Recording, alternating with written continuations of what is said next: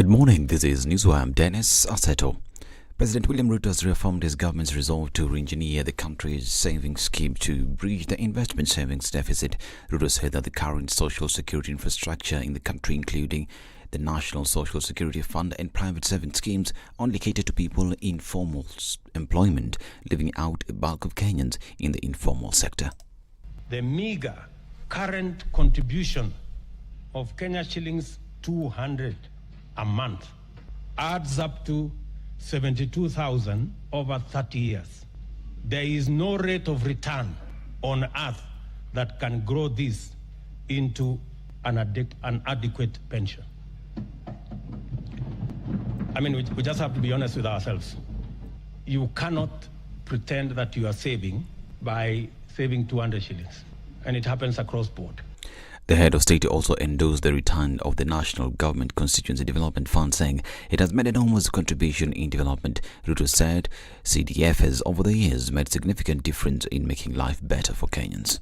I know the contribution to the National Government Constituency Development Fund has made in making life better for our citizens.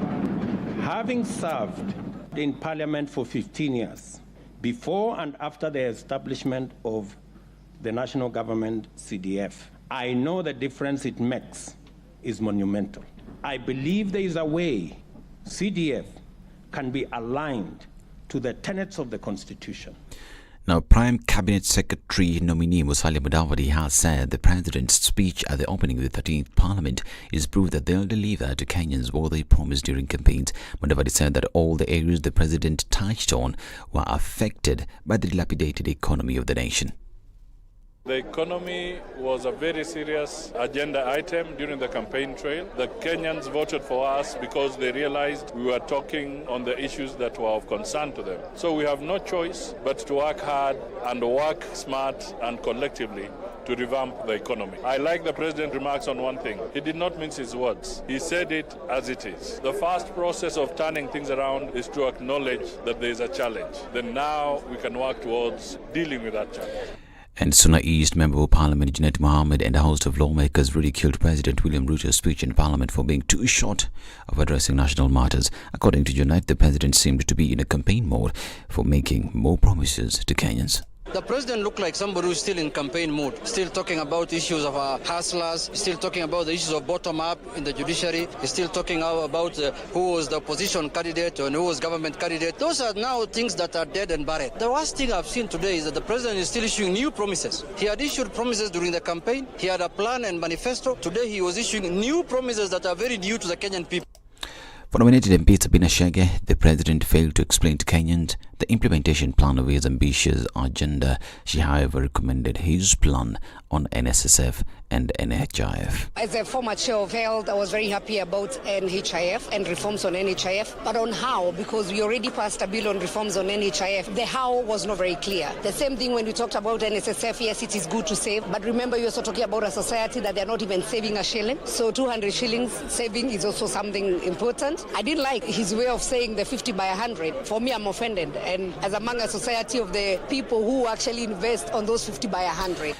Now, the changes that have been proposed to be made at the Credit Reference Bureau by President William Ruto is aimed at restructuring how the bureaus work with regards to grading borrowers as opposed to the current system. Business writer at the Standard, Dominic Omondi, says that the new listing at the CRBs will see different individuals and businesses access credit based on their performance. So what the President is proposing basically is to review the listing of creditors at the Credit Reference Bureaus, popularly known as CRBs. And what that means is that unlike in the present scenario where one is either listed, it's nothing or all, it doesn't give people some score so that if banks come and they want to give you a credit, they will look at your score, and then based on your score, whether you're someone who hasn't been very good, haven't had a very good history of paying your debts, you are given a bad score. So that's like you are in the red. And then those who have a very good history of paying their debts in time, those ones are given a good score. This is Newswire. I'm Dennis Aseto. Good morning.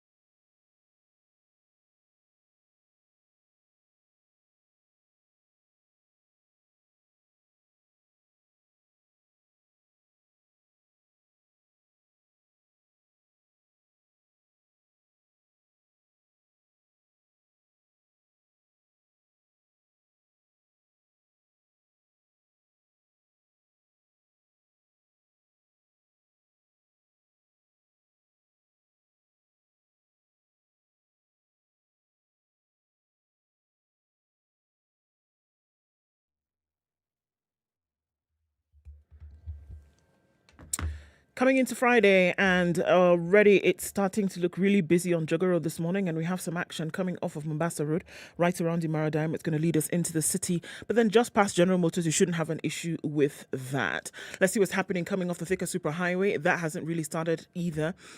Most of it is coming into the CBD. We will see some action on the Thika Superhighway, that's for sure, but we'll just wait and see what happens. But it's still early. A lot to come. Most of the roads free and clear for now. Depending on where you're going, you shouldn't have a problem getting in and out really quickly. Let's see what it looks like in about half an hour. We're starting off Friday right. Let's be careful. It doesn't matter where we are. Take it easy so that we get where we're going safe. SpiceFM KE on Twitter. Let's talk there and keep things moving this morning.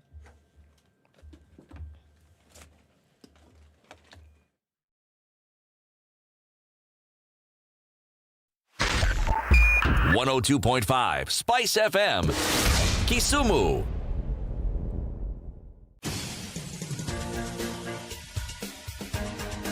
This is the Situation Room, the home of hard-hitting political commentary and penetrating insights about the state of the nation. This is a talk radio experience like no other. The Situation Room, a place for hard truths, debates, and elevated conversations. The Situation Room, witty, political, engaging, deep, controversial. In the room, we have C.T. Muga, researcher, academic, seasoned political observer, a fountain of wisdom in these politically uncertain times. Ndu Oko, Nigerian by birth, Kenyan by choice, communications expert, Pan-Africanist, a truth seeker and believer in people power, and Eric Latif, agent provocateur, the man in the chair, seasoned journalist, news hound, a man who believes in punching up, not Good down. morning. How are you This doing? is the Welcome Situation to Room. Kenya's biggest conversation.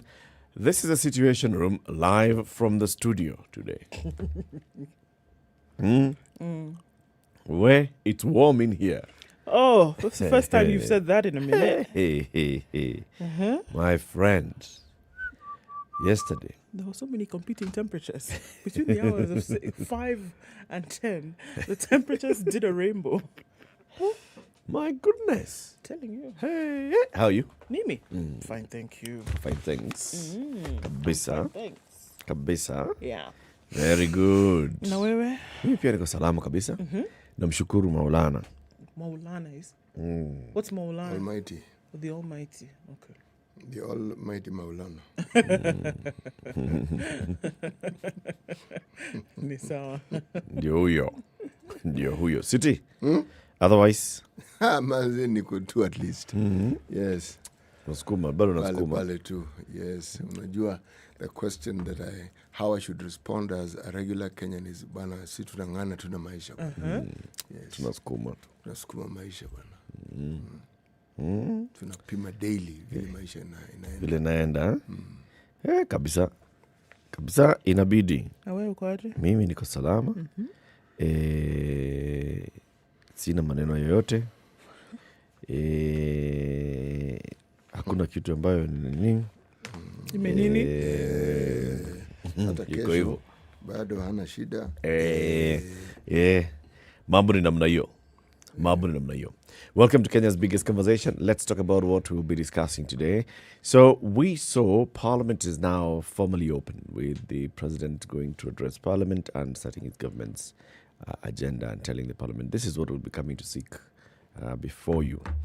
And the President's speech, we'll discuss it, of course, when we're looking at the newspapers. We will be hosting one of the new members of the National Assembly today. Zahir Jander is a member of Parliament for Nyeri Chache. Nyeri is our lucky one. We hosted Masaba just the other day. Now we are hosting Chache. Is there another one? There is. There's another one. No, the others are Kitutus. Oh, those are Kitutus. Kitutu Chache. Kitutu Is it Masaba. east and west? Yes. In that part of the world, they don't have north and south. But they say it's best. Home. Right. Right. They don't care for north and south. They don't care. They both are with east and west. Zahir Jander, the member of Parliament, will be here. He posted a tweet a couple of days ago saying, you know what, one of the things that he wants to see in Parliament is the introduction of a bill that talks about the introduction of tax on some luxury items. Of all the things he could talk about, he decided that was the thing he wishes to see. All right. And was he specific as to the sort of luxury items he had in mind? Yeah. Like? Many. Makeup, those vitu kama hizo. Makeup, weave, ya nywele. Those things. Those are luxury items? Yeah. Yes. Who says who? Him. If you disagree, go and vote against it. I actually don't disagree with him. I just don't know what on God's earth he's talking about. You don't know? No. Since when was a weave a luxury item? Since when was lipstick a luxury item? So, Those are see, bare necessities. You don't need to have it to survive. Precisely. Just like you don't need eyes to see. Wow. Okay. Kwenda bwana. So anyway, the MP will be here at that time. I've told you what time? See, at the I've time told when you he he's got comes. motor time. See, If you're not, you see, he's not listening to me. It's you 7 said- a.m. You said he's coming today. At 8 a.m., Damaris Njoki and Rehab Wamboi Kiranga will be joining us. We want to talk about women with disability in leadership. Damaris is a chairperson for disability rights in Nakuru County, while Rehab is the president of the Kiambu County Disability Network. They'll be here to talk about women in disability in leadership and seeing the progress that's been made that far and what needs to happen to see more inclusion of women. Today is Friday, so it's Health Friday. At 9 a.m., we'll have a Healthy Friday conversation. We'll be joined by a seasoned cardiologist, Dr. Robert Madenge. He's a consultant interventional cardiologist. He's also the head of the cardiology section at Nairobi Hospital.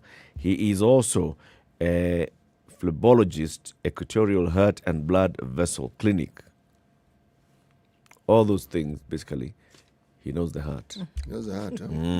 So when we read about some of these concoctions supposed to purify the heart, is that a person to talk to? Yes. Yes. Okay. He'll be here to mend your heart. To mend my wow. heart. Yes. Okay. Tell us about COVID and how it's doing. Okay, so let's look at global numbers. 622,370,893. Those are the numbers around the globe. Okay, so the Ministry of Health continues to tell us that it is very important to go out and get vaccinated. COVID is not front line in terms of worry for the Ministry of Health here in Kenya. All right, Qatar, where what will be happening? Do you ever know what that's going to be happening in Qatar? The World Cup. Now, fans going to the World Cup in Qatar must show a negative COVID-19 test when they arrive as part of the host nation's rules to combat COVID-19. All visitors aged 18 and over must download a government-run phone application tracking people's movements and health status. It's called the Eteraz. A green Eteraz showing the user does not have a confirmed case of COVID-19 is required to enter any public closed indoor spaces. They must show a negative result from a PCR test taken in 48 hours before arriving at an official rapid test. From an official rapid test taken within 24 hours, okay? They say the testing policy for visitors aged 6 and over is regardless of the individual's vaccination status, according to the Committee for Delivery and Legacy. Vaccination is not mandatory for the 1.2 million expected visitors from the 20th of November till the 18th of December. So, just looking at then it's of course one of the world's greatest largest in terms of number, in terms of world attention, sporting events on the globe, and so that's what they're looking at with that. So continues to dwindle in some parts, getting into the colder months on the Western Hemisphere, and they're saying, look, let's watch out for this and be as careful as possible. That's it for COVID. Okay, it's 16 minutes after 6. Let's take that break, take a look at the weather forecast. If you're online, let us know where you're tuned in from. We will do that thing that we usually do. We will read your messages and your comments. 16 after 6.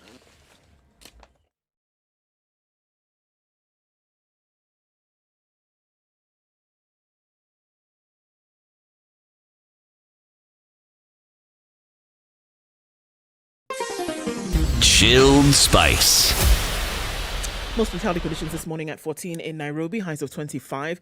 And we'll see highs of 25 as well. And clear Nakuru at 14. It's 15 in Nyeri. We'll see highs of 23.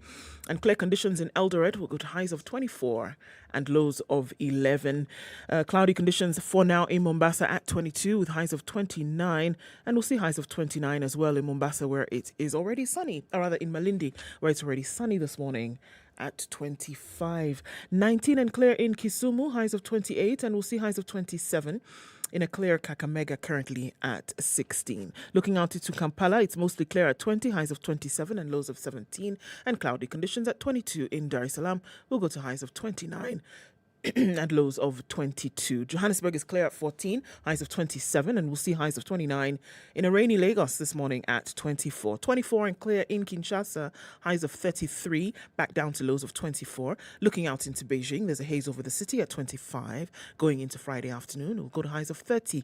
It's 6 degrees and clear in Paris, highs of 18, and 17 will be the high in a cloudy London, currently at 10. Clear conditions in New York Thursday night at 15. Coming into Friday, we'll see highs of 18 and lows of 12.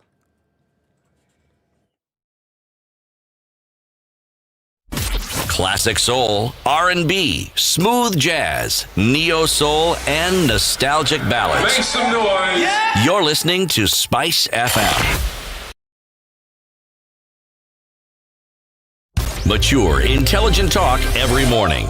Spice up yourself.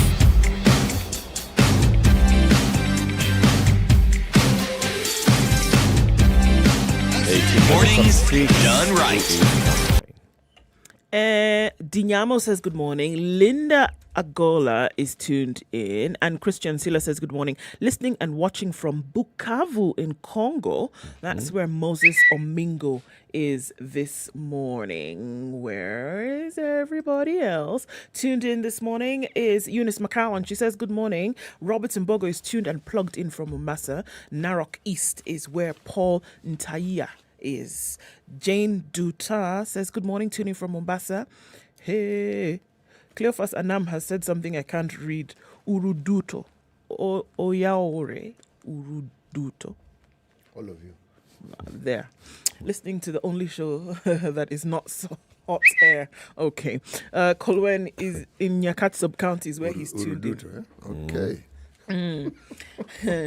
Ian Dave. Yes. Okay. Ian Dave is tuned in this morning. Mlolongo, George Dungo. That's where he is this morning.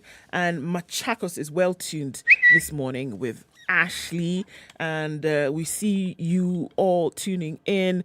Mary Kiama tuning from Kitengela. Good morning to you. Collins is tuning from Eldoret. It's good to have you. Have a good weekend. Good to see you too as well. Karibuni sana, and thanks for joining us this morning. Indeed. Welcome to Kenya's biggest conversation. CT has the proverb. Are we still in that country? Yes, final proverb from Niger. You cannot shave a man's beard in his absence. You cannot shave a man's beard in his absence. For a beard to be shaved, you must be there, physically. Physical. Yes. There's nothing virtual here. And there's nothing digital here. To the point. Some people say the only fundi that you can trust is a kinyozi. Why? Because you're there. Mnamalizana unaenda. See the other fundis, you go, you leave your things there. Leave your things there. If it's a cobbler, you go, you leave your shoe. Kwe kuja saa 8. Mzee umekuja. And you can see you. Umekuja? Yako ilikuwa gani? This is from a pile of shoes there. Ilikuwa ni orange. Can't remember you. Can't remember him. Only fundi that you deal with and you finish is a kinyozi. Is a kinyozi. And you can see what they're doing as they're doing. Yeah, usikate sana pande hiyo.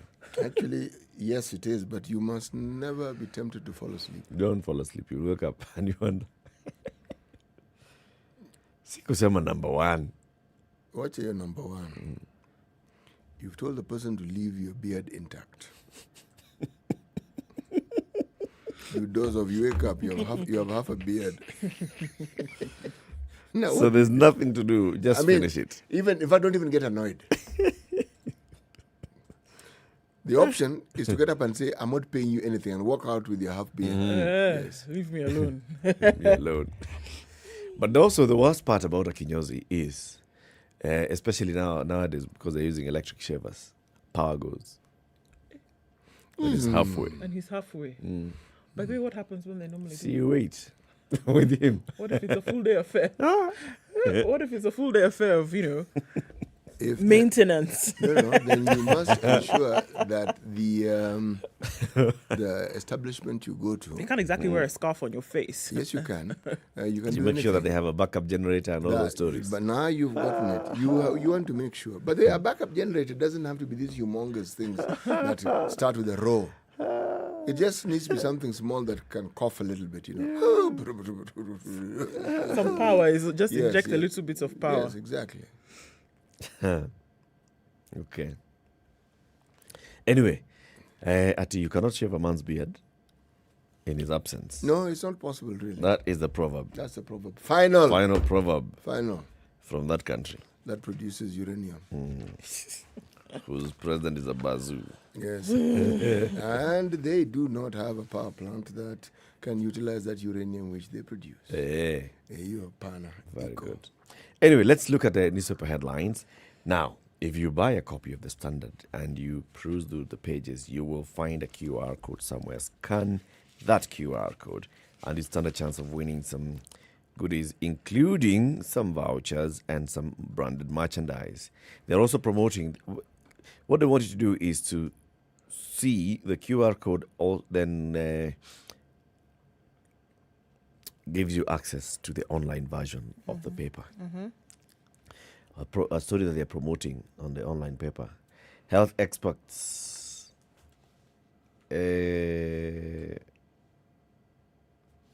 say sleeping naked makes health sense. Health sense. Okay. Is that an article? Yes. Okay. They say there's wisdom of going to bed naked. Health experts. Okay, and do they specify in what sort of weather you can attempt this particular feat? Now, when you get the QR code, read the story. Sleeping naked does not mean that you don't cover yourself. It just means don't wear clothes. Okay. I see. Get it? And you are of the view that I had a different opinion on the issue of being naked. So the weather issue does not really matter. Oh, it does. It does. You can use an electric blanket. Can sleep in a bag. It's okay, but sleep naked. It's best. It's good for you. It's good for your health. It's good for your health. It's good for my health. It's good for your health. What's on the front pages? Ruto's radical changes to spur an ailing economy. We saw that he opened the 13th Parliament yesterday and addressed Parliament. In his first address, he proposed a new taxation regime. Treasury told to save 300 billion shillings in the budget, and he wants the informal sector pension plan and to remodel the CDF for growth. We'll look at those stories carried on 4, 5, 6 and 7 of the Standard. An interesting story at top there. The trial of Felicien Kabuga begins at the UN court. We'll look at those as well. Ruto issues 300 billion spending cuts order, and that's on the front page of The Nation. He paints a picture of a dire financial situation in his inaugural address to open the 13th Parliament and issues a directive to Treasury that is expected to scrap hefty allowances paid to government workers, splash expenditure on hospitality, cut down on unnecessary foreign trips by state staff, and abandoning of capital-intensive projects or those that have no immediate effect or impact on the country's economic growth. Am I imagining it or have I heard this before? From him? No, just heard it before. You may have. No, you haven't heard those kind of specifics before. You've heard from my cabinet secretary in the National Treasury talking about austerity measures and cuts, but not in figures. It's reducing. It is, we are going to reduce our spending. Here, a president is saying a budget is in place. We are actually cutting back on the budget, an existing budget, and it says an amount 300 billion shillings. Billion. Yes. I want to give you some highlights. Just so, I mean, it's also some numbers here that we're looking at, right? Agriculture, he says, we have made available fertilizer for our farmers at a cheaper rate of 3,500 shillings per 50 kilogram bag, down from 6,500. Enterprise, he said, my administration will allocate 50 billion shillings every year to the Hustlers Fund, which micro, small and medium enterprises can access affordable credit. NSSF, for every 2 shillings saved up in the scheme, up to a maximum of 6,000 a year, the government will contribute 1 shilling. NGCDF, having served in Parliament before and after the establishment of the NGCDF, I know the difference it makes is monumental. I believe there is a way NGCDF can be aligned to the tenets of the Constitution. Okay, so looking at those cuts, he also talked about rescuing. It's a rescue plan that he wants to have in place now. And he says that I have news, and it is not very good news. Our financial situation is not very good. Over the next 3 years, we must reverse this and go back to the situation where government contributes to the national savings effort by keeping recurrent expenditure below revenue. To this end, I have instructed the National Treasury to work with ministries to find savings. Find it. Whatever you're going to do, find it. Of up to 300 billion in this year's budget, not next year, this one that we are currently in. Next year, we will bring it down further. By the third year, we have a recurrent budget surplus. To realize the deep budget cuts, the likely target areas would include hefty government staff allowances, expenditure on hospitality, unnecessary foreign trips by government employees, and capital-intensive projects, or those that have no immediate impact to spur economic growth. Data from the Salaries and Remuneration Commission, the SRC, shows civil servants are paid some 247 different allowances, which account for 46% of the total wage bill.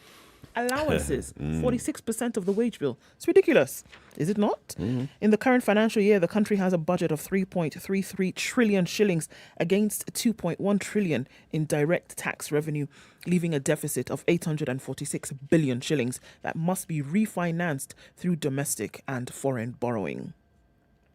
Of the 3.3 trillion, 2.25 trillion will be used for recurrent expenditure, okay?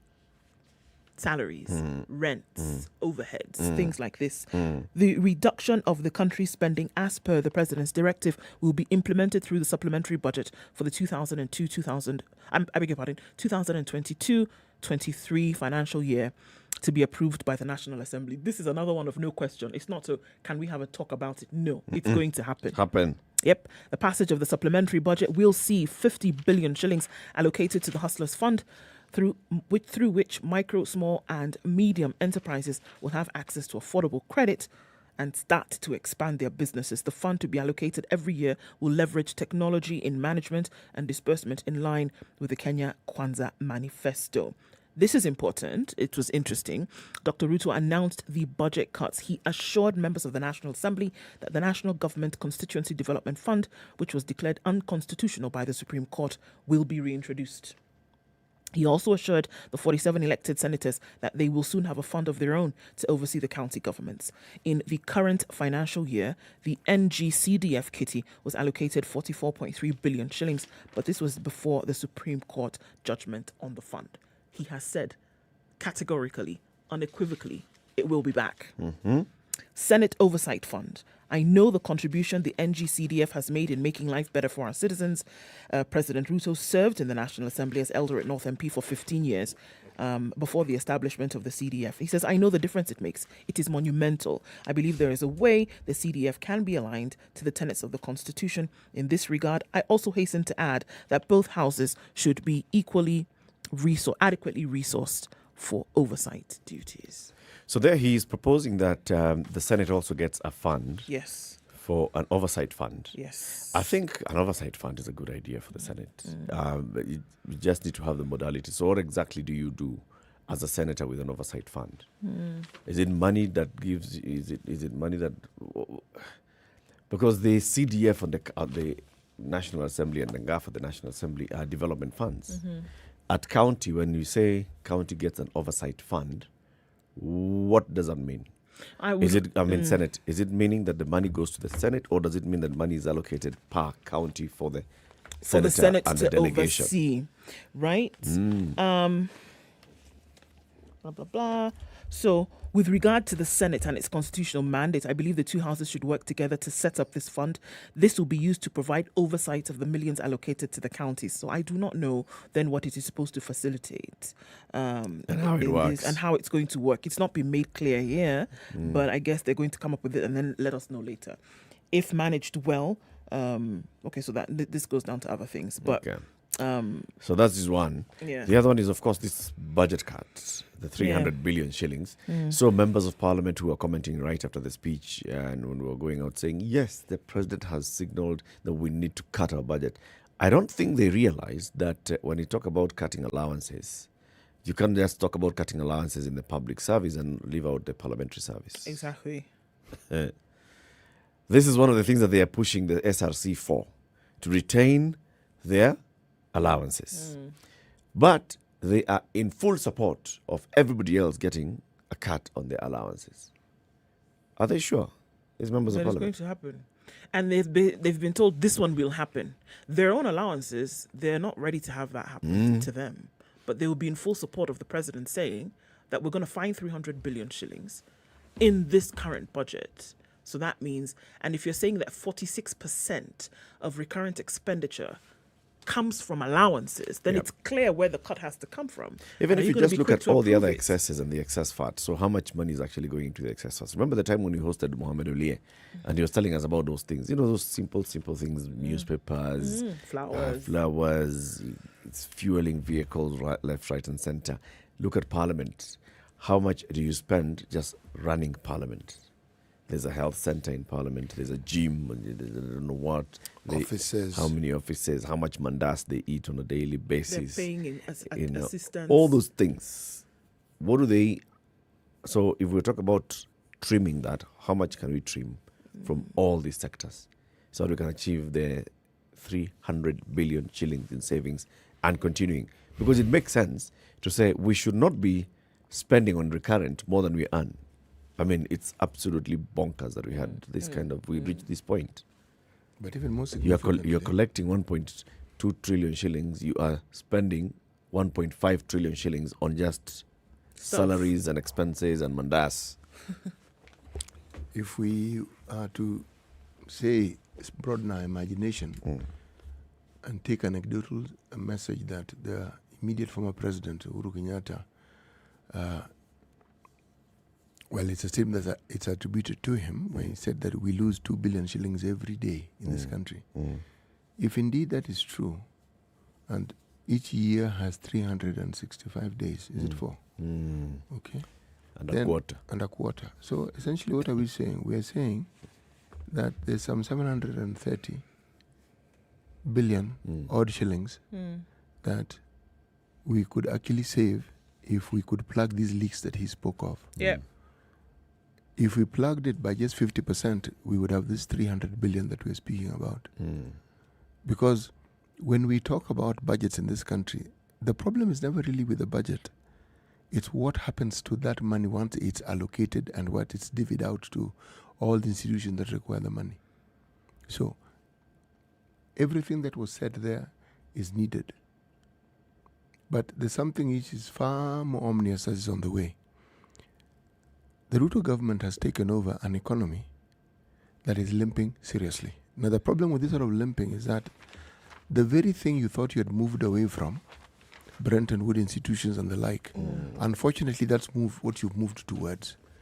So until they can come up with something magical, structural adjustment days are upon us. Because the one place they're going to look for money is there. And when they do, everything that they planned, they are going to be dictated to like kindergarten children. Zanna. You move left, no, hold your ear while you're moving left. Now, hold your nose, not for too long because you need to breathe. Yes. But the discussion around plugging the leaks that we keep talking about and which even the reports from the Auditor General keeps pointing out to, that would help enormously in ensuring that we actually save money. Yes. Saving money is a big conversation, not just in the country or the 47 counties. It's also a big conversation in County 49, where the citizens of that county say, all right, this is the kind of money that is generated by local revenues. This is the kind of money that has come from national allocation.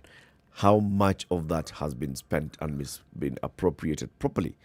So the residents of County 49 are not happy. Watch County 49. The 5th episode is out. It's available on Showmax. Showmax.com for as little as 760 shillings a month.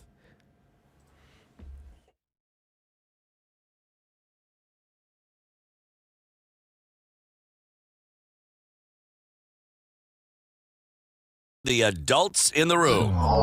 He's promiscuous or he's polygamous. We need to get over ourselves. So I should always know the man that marries me, I know there'll be other women. Yes.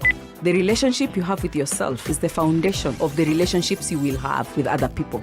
Things that we never talk about. 3 things. Stop, breathe, and relax. Whether it is matters of the heart, finances, or work that's weighing on your mind, worry not. Tune in to Adults in the Room Every Monday to Friday from 7 p.m. to 10 p.m. The adults in the room will help you stay winning. Only on 94.4 Spice FM, Nairobi. All right, so how have things changed in the last half hour? We're looking at traffic that has started to build up on the thicker superhighway.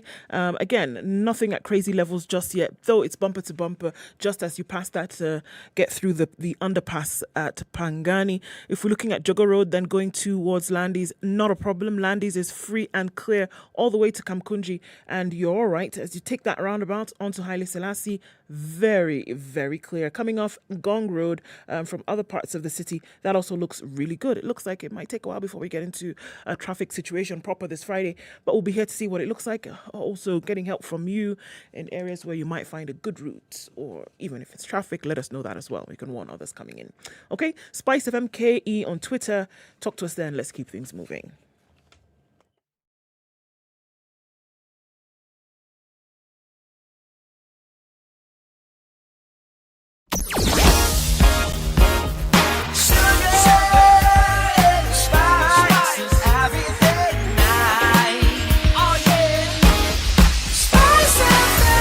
Spice up your life.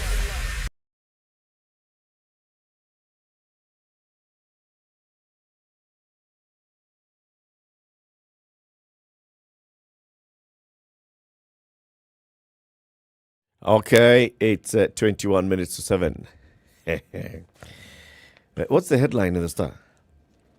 Oh, your guy did the guy thing again. No, it is I who... You're the one who did the guy thing. I'm the one who did the guy thing. I did the guy thing by waking up a little at an hour that is a little unguyish. And by the time I passed by, my guy was nowhere to be seen. I have a plan B, but even that plan B doesn't always work. Yes, there's a Total petrol station near where my official residence. And they also get papers. Sometimes when you pass by there, they have them. Sometimes they don't. So plan B also doesn't work. Okay, so you did the thing. Pole Buana. But I have... the East Africa. No, the Nairobian. Okay. Something that is very, very interesting. Right. If you look at the papers in the recent past, let's say in the past week, you will not miss an article where an issue of paternity has come up. Child belongs, doesn't belong. Remember, it was day before yesterday when we were talking about a man who had, was it yesterday, who had pitched a monumental fit about not being allowed to be in the process of the birth of a child he believes is his. Yes. Or sorry, children, because we're told they're twins. They're twins. Remember that one? Yes. There's always some story or the other. Now, the Nairobian, the headline has to be Tycoons' billions to be shared in lab. What this headline seems to point to is something very simple. Paternity tests are on the rise. Someone dies, many children come out of the woodworks, wives whom people didn't know come out of the woodworks, and color photocopy of the person who has just passed away. So now the only way to determine this thing, or to determine paternity as to whether these children belong to this individual or not, you go to the lab. So the headline, and the story is on page 7, court order politicians' children to undergo DNA. Now this story was about a gentleman by the name of Mark Toe. Mark Toe, other... Total Man? No. No, not Total. It was the... That was Bwana Dawa. Mr. Medicine. Yes. Nominated MP, big shot. And one of the things that perhaps we could etch on his claim to fame is that he was also stepped down as a nominated MP so that the immediate former President Uhuru could be nominated as MP. Yes. So it's odd. It happens every single day in the ordinary sphere of life. But it takes the arguments and the differences in the family of someone whose name is known, someone who was a huge figure, for this now to become a national conversation. Yes. So now, what is the story? The story is this. Children who claim that one Mr. Mark Toe is their biological father, the woodworks I mentioned. Right. They've all come out. And this is 6 years after his death. The family of former nominated MP and Kanwera power broker Mark Toe, their children born out of wedlock, and they're still battling over his multi-million estate. All right? Everyone wants their share. That's really the story. There are those children who say born out of wedlock. They would argue perhaps their mothers were married traditionally, so there's no out of wedlock story here, but they're still children. Yes, and they are numerous. This story for me forms a background against which I was arguing that it's a story that is becoming common. We are hearing it more and more and more. Not that it's happening more, it's just that we are hearing it. We're hearing it more. Yes. I think it points to one thing. One points to realization of the rights, vibrancy of the courts, and the fact that the law recognizes a child. It doesn't matter. I mean, you were born in wedlock, out of wedlock, as long as you're a biological child of somebody, then you're entitled. Yes, you are. You have an entitlement as their child to their estate. So the courts here have ordered a DNA, sibling DNA test. All the children of this person. Now that one... Go to Kemri, provide DNA samples. Kemri, tell me. Go to police. Who is a child and who is not.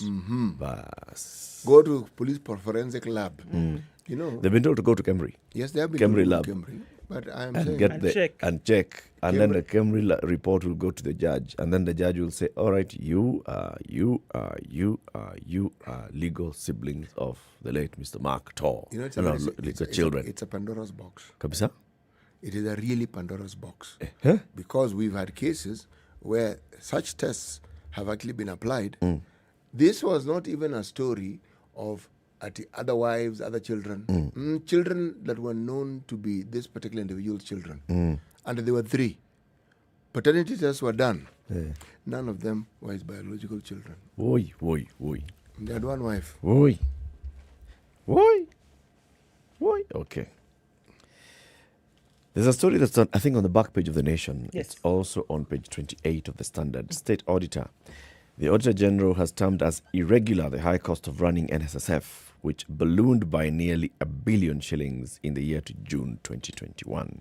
In a report published yesterday, the Auditor General Nancy Gathungu said the state-owned pension fund broke the law by breaching the legally set limit for internal costs. The Standard had recently reported the breach, which showed that NSSF expenses jumped 17.8% or 961 million shillings to 6.3 billion in the period against 5.4 billion in 2020. The expenses of administering the fund breached the NSSF Act of 2013, which says that NSSF shall not spend more than 1.5% of its asset value on administration. Failure by management to contain the expenses at 1.5% or below of the fund's assets is therefore irregular, according to the Auditor General. The assets grew by 13.8% in the period under review, meaning its operating expenses should not have exceeded 4.27 billion shillings in the year. Imagine, in a year, you spend 4 billion shillings as your operating expense. But anyway, your assets are worth 284 billion. So, what are they saying in the nation? Same thing. Well, the bosses on the spot over unaccounted for millions. The managers are in the spotlight after an audit revealed multiple unaccounted for earnings and payments totaling hundreds of millions of shillings, even as President William Ruto seeks to increase contributions to the fund. The Auditor General, again, saying the same thing. Interestingly here, she's saying NSSF managers also concealed investment revenue amounting to 16.6 million shillings from corporate bonds of a company listed on the stock exchange. It was not entered into the fund's cash book. What? Yeah. Actually, they did what? That's it. Shall I say again? Yes. So they've concealed investment revenue. So money that you pay in, so that's how the fund grows. The money that comes in, they take it and they usually put it In investments. In investments. So and they now get dividends from those investments. So you see, that's how they're able to do those other things. Buy land here, do this there, that then grows in terms of assets. Now, there was one particular of 16.6 million. This is revenue from fund investment. They did not log it, but it came. Right. And so they ate the money. Maybe. Okay. Okay. Yeah. What? Okay. There's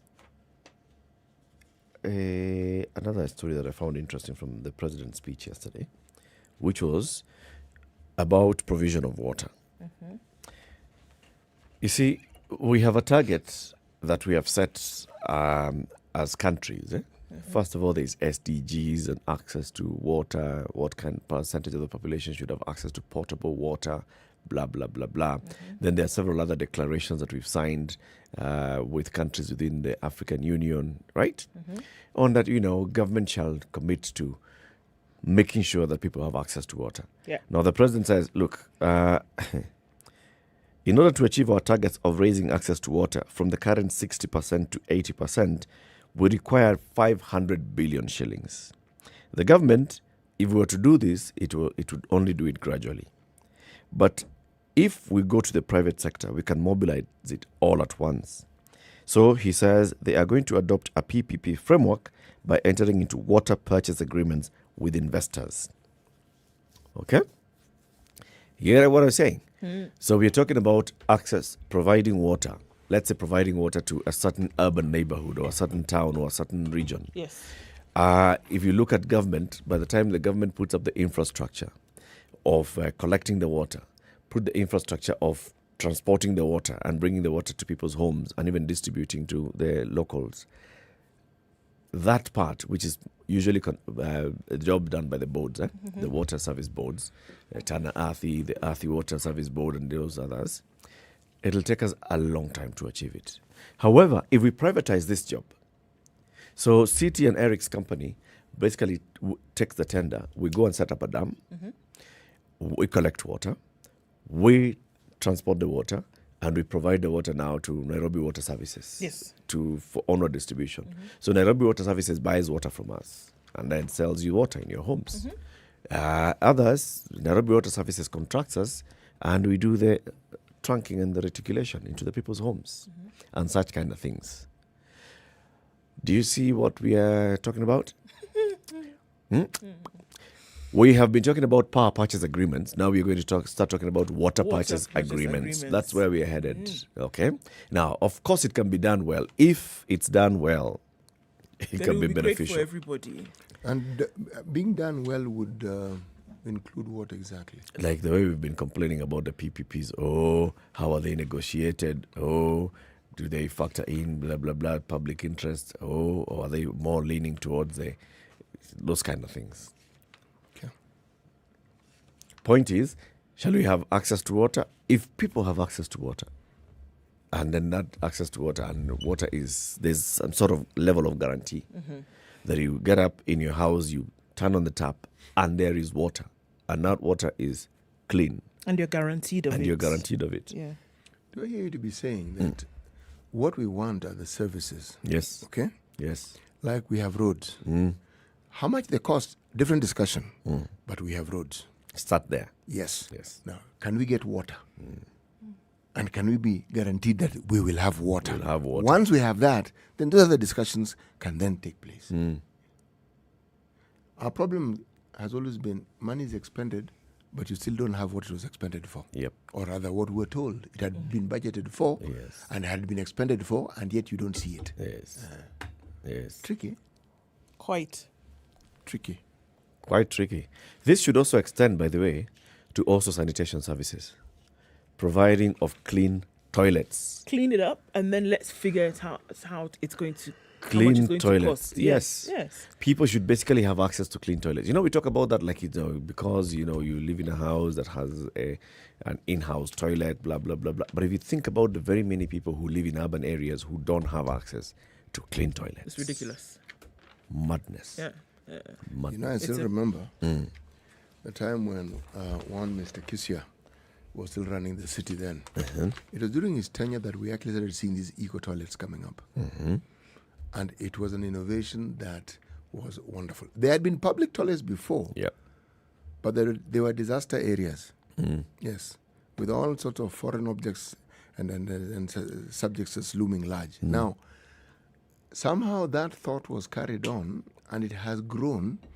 We even have eco facilities in some of the lower rent areas in this city. Yeah, but a policy that guarantees what you've just said may exist, but the implementation of ensuring people actually have that access, that I'm afraid is still a tall order. It's a big one. Yes. It's a big one.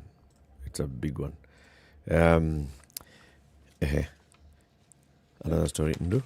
Okay, so I'm looking at the story of what next for ICC case after Gisheru's demise, but I'm not going to focus on that right now because, there's still a lot of speculation in terms of what's going to happen. We've not heard, anything concrete coming out of The Hague.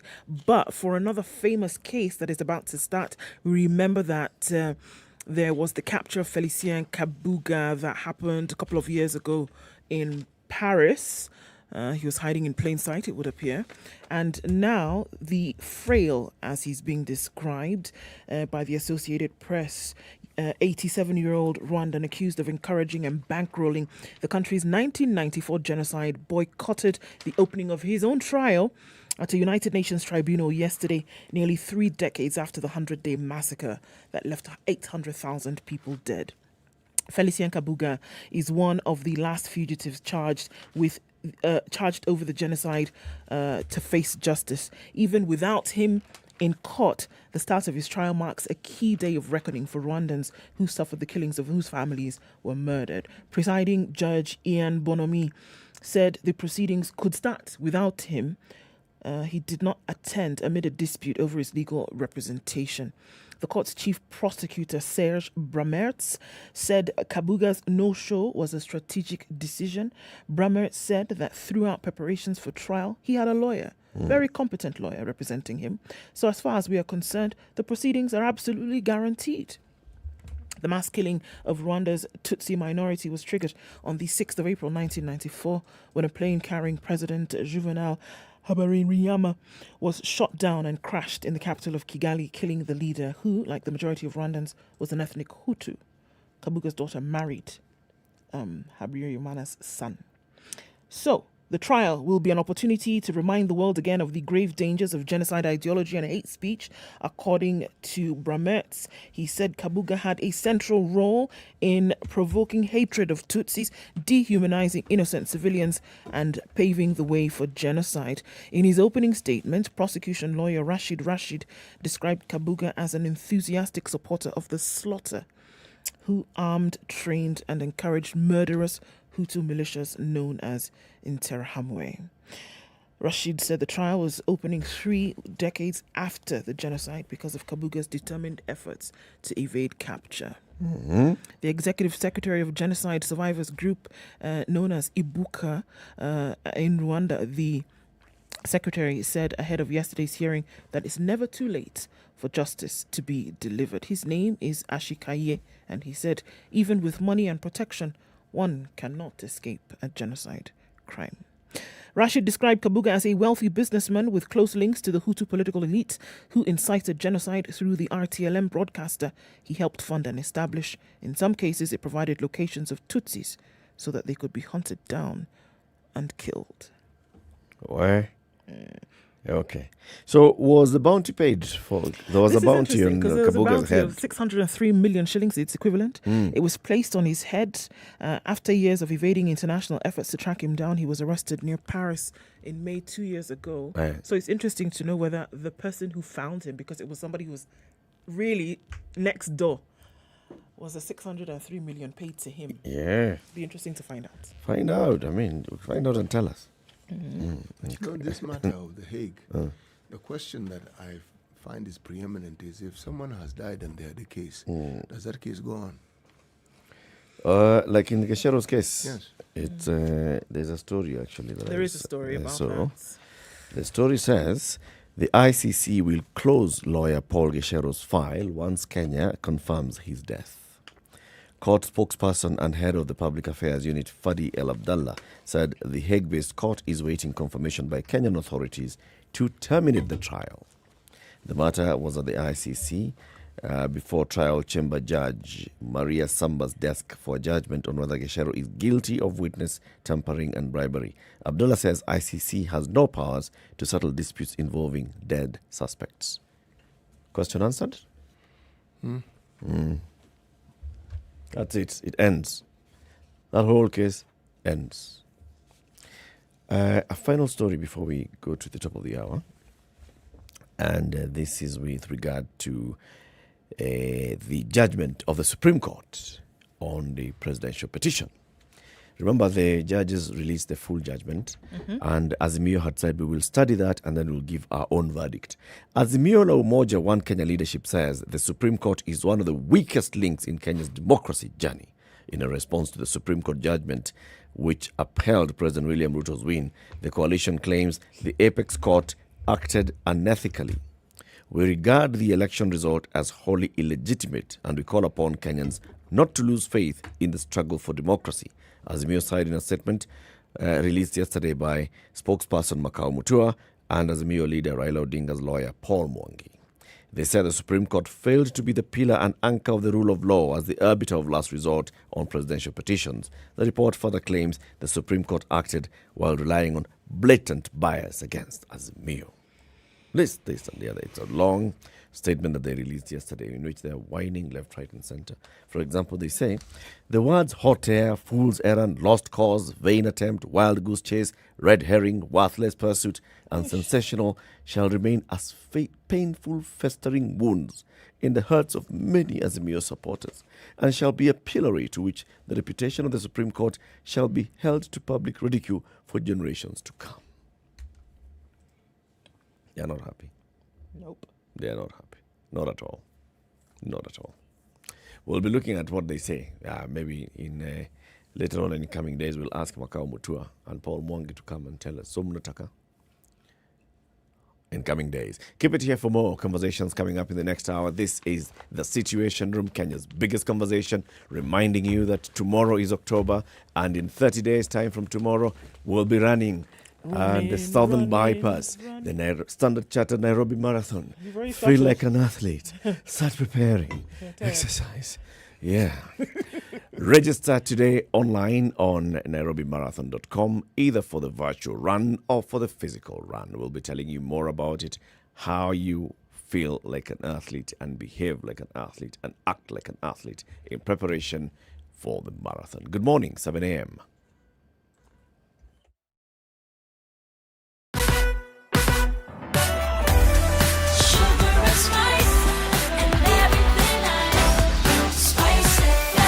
Spice up your life.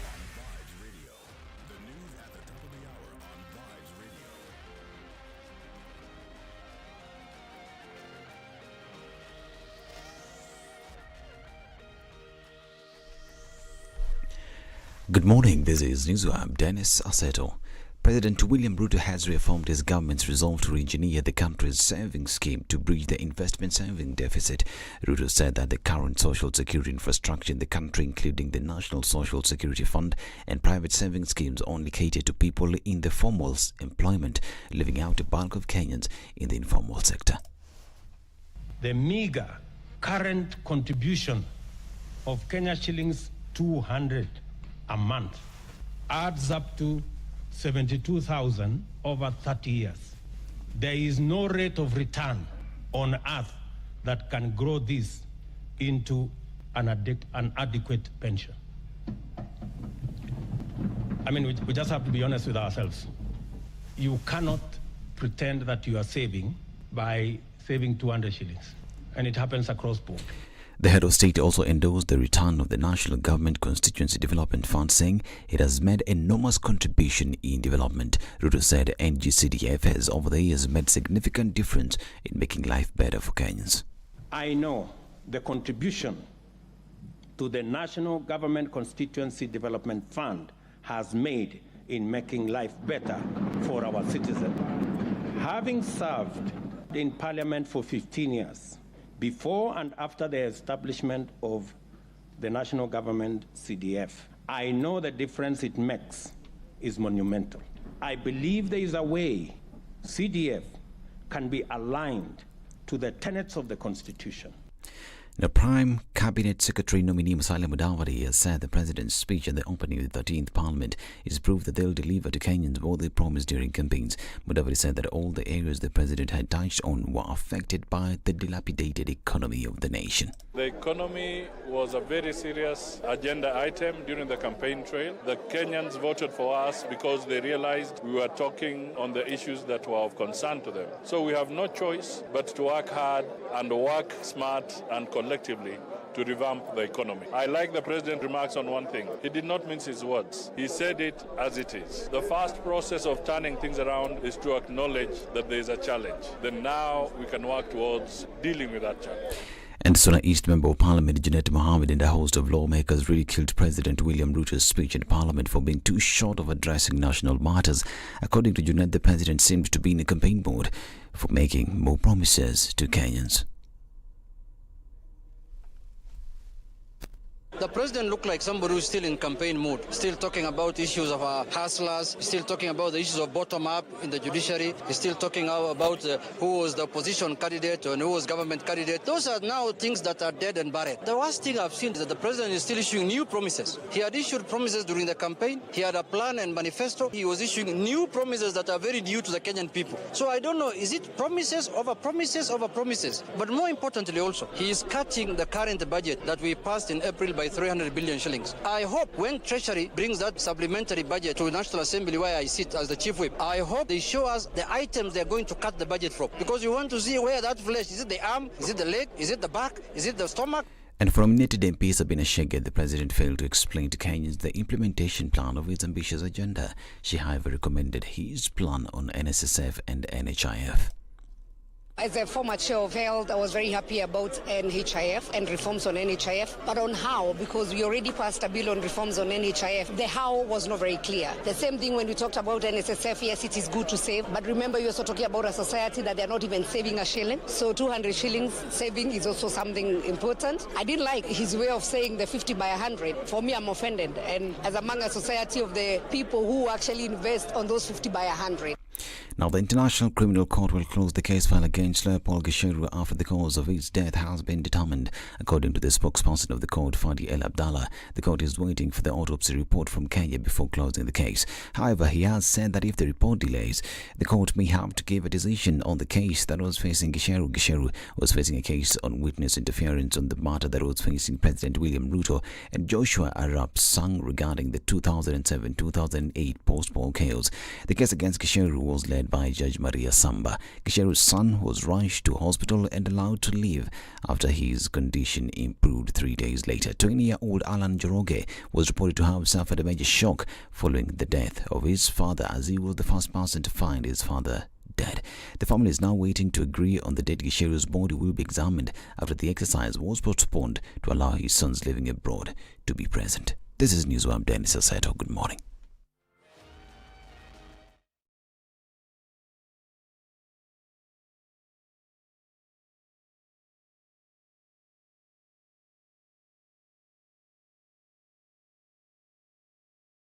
All right, we're seeing it busy going off Jogo Road, going into the city now. We're seeing a lot more action than we were seeing earlier in the morning. Let's take a look at what's happening on the Thika Superhighway.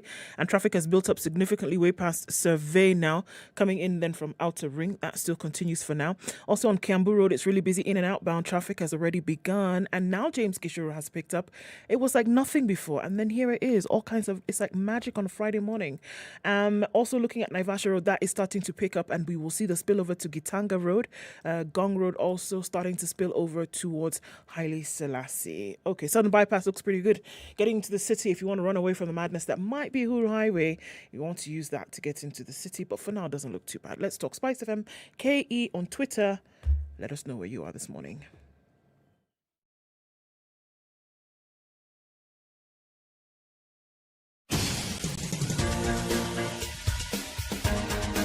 This is The Situation Room, the home of hard-hitting political commentary and penetrating insights about the state of the nation. This is a talk radio experience like no other. The Situation Room, a place for hard truths, debates, and elevated conversations. The Situation Room, witty, political, engaging, deep, controversial. In the room, we have C.T. Muga, researcher, academic, seasoned political observer, a fountain of wisdom in these politically uncertain times. Ndu Oko, Nigerian by birth, Kenyan by choice, communications expert, Pan-Africanist, a truth seeker and believer in people power, and Eric Latin, agent provocateur, the man in the chair, seasoned journalist, news hound, a man who believes in punching up, not down. This is The Situation Room. 7 minutes after 7. The only way to start your day. Welcome to the second hour of Kenya's biggest conversation. This is The Situation Room. We're live on SpiceFM and KTN Home, as well as online. In this second hour, we talk about the role of the 13th Parliament, which now, after the President's address to the House yesterday, it adjourned and they will now begin proper business. Before we welcome our guest to the show, CT has the proverb. Yes, it's a final proverb from the country of Niger, whose capital is Niamey, whose president is Mohamed Bazoum, and the Prime Minister is? The president is Ohumahudu Mohamedou. Yes, they're the names. This one sounds like a compound name. Anyway, the final proverb from Niger. You cannot shave a man's beard in his absence. In his sense. Unanyoa ndevu jamaa akiwa hapo hapo tu. There's nothing remote about it. Ako hapo ndio ananyolewa ndevu. Yes. Okay. Now, let's welcome our guests. The Honorable Zahir Jander is the Member of Parliament representing the people of Nyeri Chache in the National Assembly. The people of Nyeri are quite lucky with this show. Right? Yeah. Just the other day we had Masaba. Today we have Chache. Good morning, sir. Good morning. Good morning. Welcome to Kenya's biggest conversation. Thank you. Welcome to the hot seat of the Situation Room. Thank you. It is actually really hot. Not yet. It's just welcome and breakfast. Chache, again, just remind us, we keep forgetting. Chache is east or west? Western. Chache is west? Yes. See, Ednah was telling us north. Yeah. Karibu sana to Kenya's biggest conversation. Thank you. You were elected on an UDA ticket. That's right. How many other members of the National Assembly on UD are there from the whole Kisii, county? Nyanza? The whole county of Kisii, we have 9 constituencies. We have 4 members of parliament from Kisii County under UDA, and of course the rest are coming from different political parties, and of course we also have I think independent. Yeah. Okay. It's your first time in Parliament? Yes, of course, it's my first time to sit in Parliament, but it's my 3rd attempt. Okay. To be a member of the National Assembly. Why Parliament? Parliament, the basic function of a legislature is to make laws. And I feel that my people, they really need change in my place, because the level of poverty is on another level.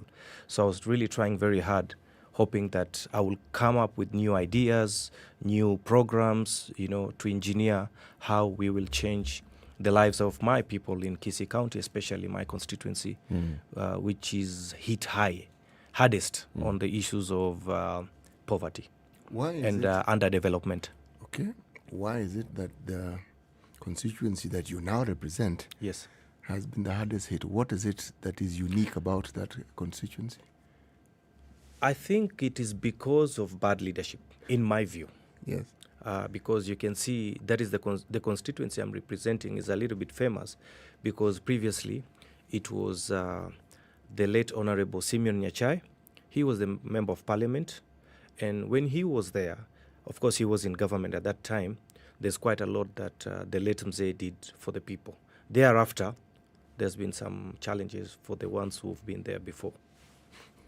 What would you say are some of the changes that the late Simeon Nyachai brought to that constituency? Well, at that time, there was he helped tarmac the roads in some areas, but it's been a long time from that time until now. The roads are really in bad state. They are really horrible now. They are really in a very pathetic and horrible state. So I am hoping that given this mandate, I am really hoping to make a difference to my people. So what is it that, for example, would lead to the dilapidation of roads? Is it lack of budgetary allocation for roads in the constituency? Is it lack of proper representation? What would lead to that? To is me, it national neglect by the national government? As a person, I think it is lack of proper representation because sometimes you can find the leader that is there, he has misplaced priorities. How do you buy, for example, like a school bus for a school that doesn't have a toilet, that doesn't have a proper road to actually even use that bus to go there? So I think, to me personally, I think it's just misplaced priorities. You first, in my case, I will probably first do the road, work with the national government, and make sure that we have enough, allocation of the budget to do the roads in my constituency, because it is the work of the Member of Parliament to run to government offices. You just don't sit and wait and just push on things. So I feel like the guys who've been there probably before, they really didn't do much as such. I see the sense of the representation, knocking on doors, going to Kara, going to Kura, going to Kera, knocking on doors. Correct. But it starts from, has there been proper allocation of the budgets to go to these institutions and that have enough money to do the roads in your area? Because I sort of fear that when we hear members of parliament all the time talking about, I knocked on doors and went and spoke to this and the other, it's like you're seeking tokenism. It's, if it's how loud you become and how well you relate with a honcho at Kera or Kura that determines how much you get for your people. I really don't think so, Eric, because I believe that it is your constitutional right as a leader and for the people who elected you, whether in my constituency or any other constituency within the country. I think in Kiswahili tutasema ni uzembe tu, like someone just probably, you have to really, really push hard because you are not the only one who's looking for those roads.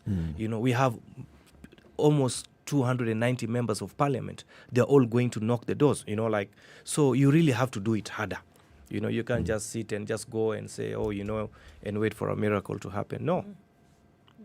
You talk about the fact that you said, look, you wanted to come in and help your people, and then we see, roads being one of those issues. How would then legislatively, because that's the things that we're looking at, right? Legislation, That's representation, oversight. That's right. How would you bring about more change? How would you make sure that truly the lives of the people of Nyeri Chache are elevated beyond roads? Because it seems to be almost like a buzzword that everybody uses now, We're going to make sure that the roads are sorted.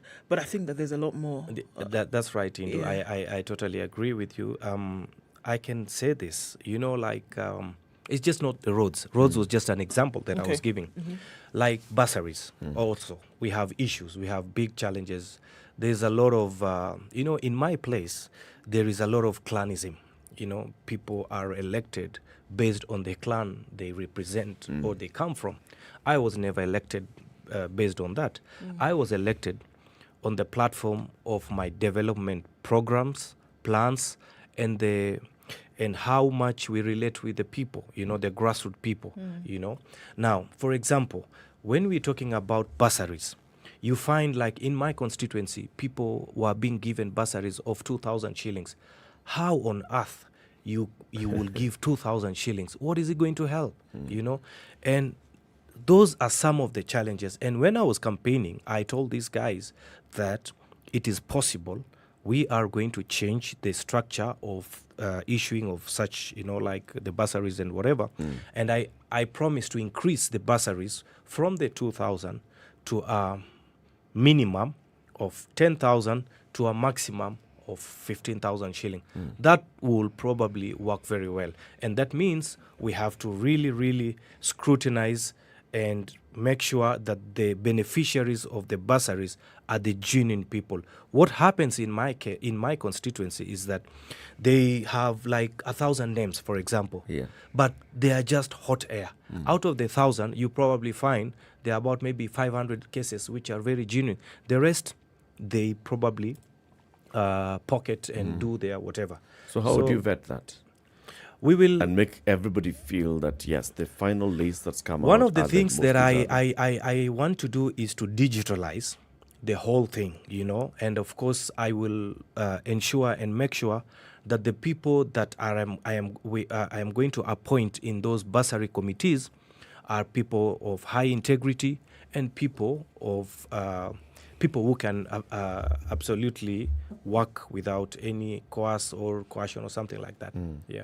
But it's still just unlimited. There's the amount of money that goes to bursaries is capped in the CDF. That's right. You only have about, 30 million shillings a year? About 35 million. 35 million to give out to bursaries. So my question is, how do you go back to the people and then make them feel that this 35 million is only going to the most needy, most deserving? That's right. And let them feel that they actually participated in identifying the most deserving. As I can tell you today, when we went for the induction, we were being taken through. So we had the CBK governor, we had the police, the deputy inspector general. We also had the CEO of CDF, so he took us through and explained to us. Like in my constituency, I have 6 wards. They have already increased the CDF allocation from 137 to 155 million. So it has gone up. So I will definitely work on that. You have about a lot more. Yes. Okay. So I think every time we see that there's a new parliament in place, 5 years after, and we seem to keep looking at the same things. I mean, you've talked about some. What would you say would be, even if it is 1 or 2, things having never been done before that the people of this particular area complain about that has never actually been sorted out? What would you say those would be, and how would you then guarantee that they would actually be done? I'm sure there were many promises made during campaigns. Of course, yes. Now, speaking realistically and saying truth be told, this is what we can actually do and make sure that it's actually done. What would those be? Indu, I'm going to tell you something. Yes, I totally agree that in the last election, we honestly, as politicians, of course, promise people, like when you meet a lady, you promise her that I'm going to do this, I'm going to do that for you and this and that. Now, how you're going to judge me on that is that, for example, in the manifesto of Kenya Kwanza,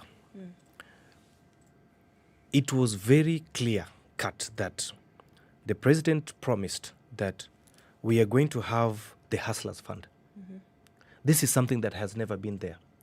In my constituency, I have a budget allocation of about 155 million every financial year. With the Hustlers Fund coming on board, we will probably have about an extra about maybe 200 million shillings. So already I am looking at almost 400 million, which means the budget that I will use, like the previous administrations, for 5 years, I have a budget of 4 years in 1 year. So that will change a lot. Okay. That's right. But the Hustler Fund is not to be used for development. Exactly, It's for the youth to access, or the hustlers to access That's right. this fund. Okay. Let me put it very clear. The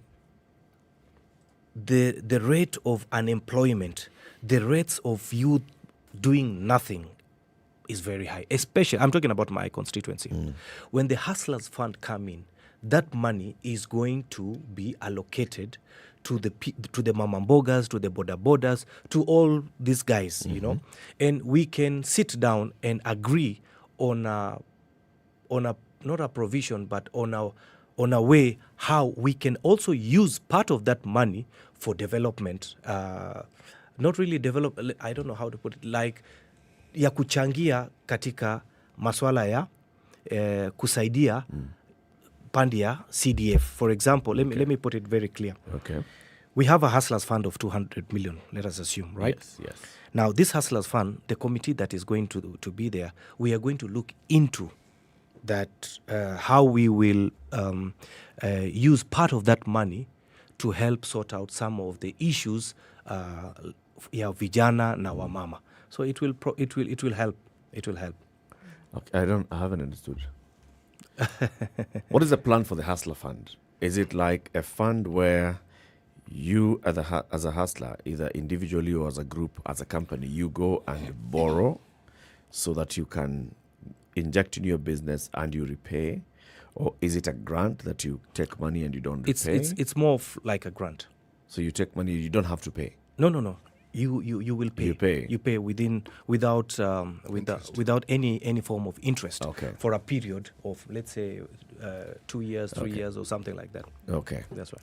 All right. So then now you're saying that you shall see how then that can be used to also be put into projects that in my own, as a member of parliament, I will sit down with the team, people. including the guys from government, like the county commissioners. We will sit down and see how best we can work together, if it works. Okay. Of course, we can't do without following the due process of the law. The president yesterday talked about the NGCDF. Says, well, I know it does a lot, but we have heard the Supreme Court and what the Supreme Court has said, and also saying we respect the rule of law. How do you think CDF can be reworked for it to be retained? Is it possible to retain CDF in any form? I will be very honest, Eric. In my understanding, and as a member of parliament, the 2013 CDF Act had some issues, and that is the one that the Supreme Court is talking about. I mean, nullified or something like that, right? Declared unconstitutional. Unconstitutional. Right. Thanks, Indu. The NGCDF 2015 is still very much is alive. Is alive and kicking.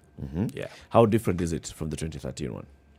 Bado hapo sijasomea hiyo ndani sheria sana. So there are those that argue, because there's a case still before the High Court.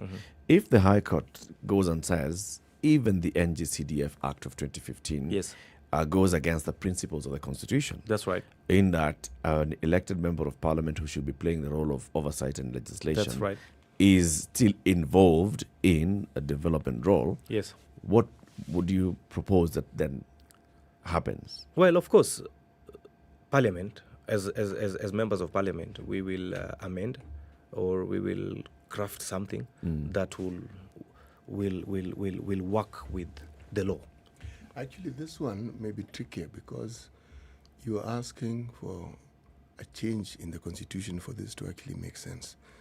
And I don't see why we cannot think about changing the Constitution. After all, the Constitution is supposed to help us. If it doesn't benefit us in the way that we want, perhaps we should think of ways in which that particular element of the Constitution can be changed, or how that very decision can be overturned using that same constitutional court, the Supreme Court, because it can happen.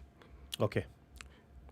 The example I give is the Roe versus Wade case in the US, where the Supreme Court actually overturned a decision that they had made. Mm-hmm. But you see, their Supreme Court acts on a certain law called stare decisis, meaning prior decisions have to be maintained. It doesn't matter which new judges come in, but that prior decision is what is now determined and is what is used by the lower courts to make decisions. But it can be changed. And the way you can change it is that is talking about the Supreme Court in America. A case can be brought before that particular court, a different case, but involving similar issues. Now, in our case, I am certain there are ways in which a Supreme Court decision can be overturned by the same court. Okay. So, if the argument is that this is what our Constitution says, then you say, okay, fine.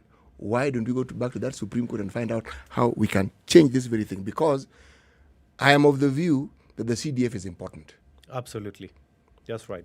Yes. Very, very important. I am of the view that the CDF should not go anywhere. That is my view. It is the MP who should go. You know, sometimes I don't even think it's a question of the MPs. It's like the argument we've had regarding our governors.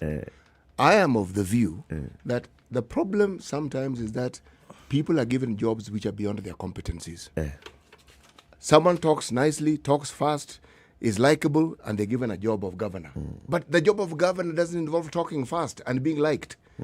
It's a question of how that person is able to actually manage an entire county, and some can't. Some do the same thing at the level of MP. They talk nicely and they're liked. They even sing, and then they can form a whole choir at a rally. Then you give them the job of actually managing that position, and they don't know what to do. Yes, so I am reluctant to blame the MP. It's just the learning curve. You cannot tell someone's ability until sometimes they've got the job. Actually, it's not even about the ability of the MP. It's about the separation of powers and the roles, right? It's when I said maybe what you just need to do is find out how the MP maintains an arm's length association relationship with CDF is because of that. CDF is development. It is an executive role. Member of Parliament is an oversight role. Now, how do you make sure that there is that clear separation of powers? Actually, the lazy approach that the MPs, you're new, so this doesn't involve you yet. That's right. Give it a year to involve you. Then it will involve you. Is that the lazy way is to look at ways in which you can quickly change something because you have the ability to do so in Parliament. Whereas the less lazy way would be to perhaps give it a holistic approach and ask those hard questions. How do we ensure that we don't tinker with the Constitution? And how then do we also achieve the same thing? How do we provide this balance? And how do we also ensure that we are not crossing swords with these issues that are at hand? Now, that is a far more difficult task. And it requires an understanding, it requires a lot of consultation. But the previous Parliament, by the way, I didn't see them going into that sort of bother. And you think the 13th one will do that? Well, the thing is, I am not going to judge them until I see what they're going to do. Okay. Give us time. Let's give them time. Oh, not too much, by the way. Yeah. You have 3 months. You guys said to give you 100 days. Yes. 3 months. That's right. So right now, we are buddies. Everything is okay. After 3 months. Probation. 3 month everything probation. is okay now. We say sour. We say sour. 3 months. 3 months. Patana. Yes. It's 29 minutes after 7. Let's take a break. The Honorable Zahir Jander is the Member of Parliament for Nyeri Chache constituency, elected on an UDA ticket. He's here. We're talking about the 13th Parliament. We are talking about his plans of representing the people of Nyeri Chache, but also reminding him that he is sitting in the National Assembly. So the role that you're going to play in legislation, in oversight, and in representation, and all those things, that's what we're discussing. You look fit, Mheshimiwa. You exercise quite a bit. Yes, I do. So you plus athlete, same WhatsApp, same name, same sentence. They fit. Tomorrow is October 1st. 30th of October, we're all going to be running on the Southern Bypass. the Standard Chartered Nairobi Marathon takes Okay, place on that day. All right. Have you participated in it before? No. This is your first chance. In fact, first time First represent the time people of Nyeri Church At the marathon. at the I'm marathon, telling you. right? It's the first time And for they can run. also actually participate even in All right. Nyeri itself, Okay. because it's a virtual run as well. Ah. So if you get some people, who are your key campaigners on the ground, registering online on nairobimarathon.com, Okay. they can participate in a virtual run. What they do is they sign up, then they download the Strava app, and then every morning between the 23rd and the 30th, not morning, any day, Yes. any day, go run. Whether you choose then the 41 kilometers, the 42 kilometers, 21 kilometers, 10 kilometers, you go and run, and then you log in your time, Okay. and it ranks you. Okay. So they can run from wherever. Okay. I know you have friends in the Oh, yes. country and Oh, outside yes. the country. Of course, yes. Do that the same. I will. Yeah? Definitely. And then on that day we are meeting there. Sawa, tutakutana. Kuonyeshe sisi ndio wale.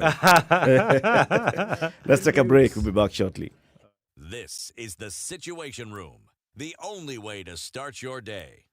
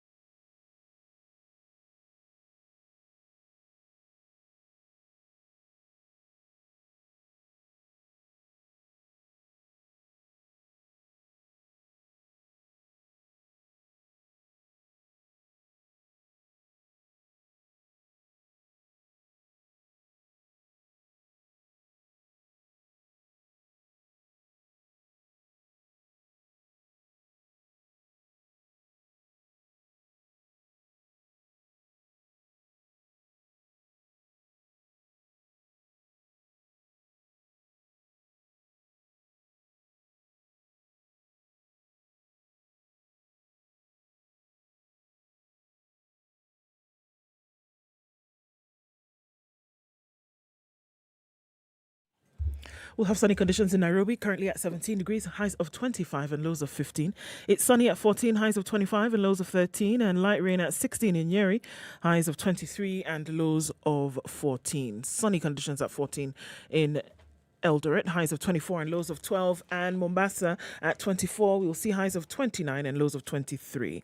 The sun is up in Malindi at 23, highs of 29, and we'll see highs of 28 in Kisumu, where it's cloudy at 19 currently. It's also 19 and cloudy in Kakamega, highs of 27 and lows of 15. Kampala is sunny at 20, highs of 28 and lows of 17, and it's mostly sunny at 23 in Dar es Salaam. It'll go to highs of 29. 15 and sunny in Johannesburg, highs of 27, and we'll see highs of 29 in a rainy Lagos this morning. It's clear at 23 in Kinshasa. It'll go to highs of 33 and lows of 23.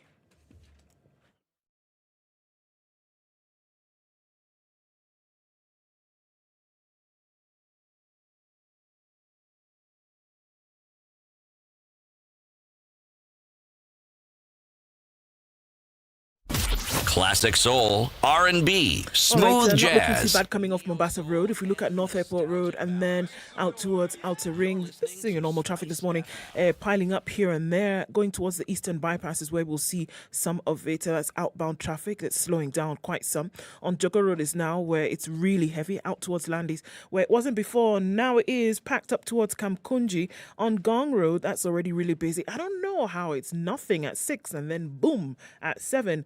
Arwings Kodek, Gong Road, Naivasha Road, going on towards Kingara Road, Gitanga Road, out towards Oloitoktok, and then on to, everywhere you look, it's traffic now, and James Gishore is packing up as well. Ring Road Westlands looks pretty busy, and coming out of Waiaki Way, we're going to see that continue for some time. The Red Hill Link Road will offer you some reprieve. You want to use that this morning. Kiambu Road is also pretty busy. In and outbound traffic has already started to do the thing, as well as on the Thika Superhighway, traffic just beyond Survey. We'll keep an eye on things and see what it looks like in a short while. Talk to us about what's going on where you are. SpiceFM KE on Twitter.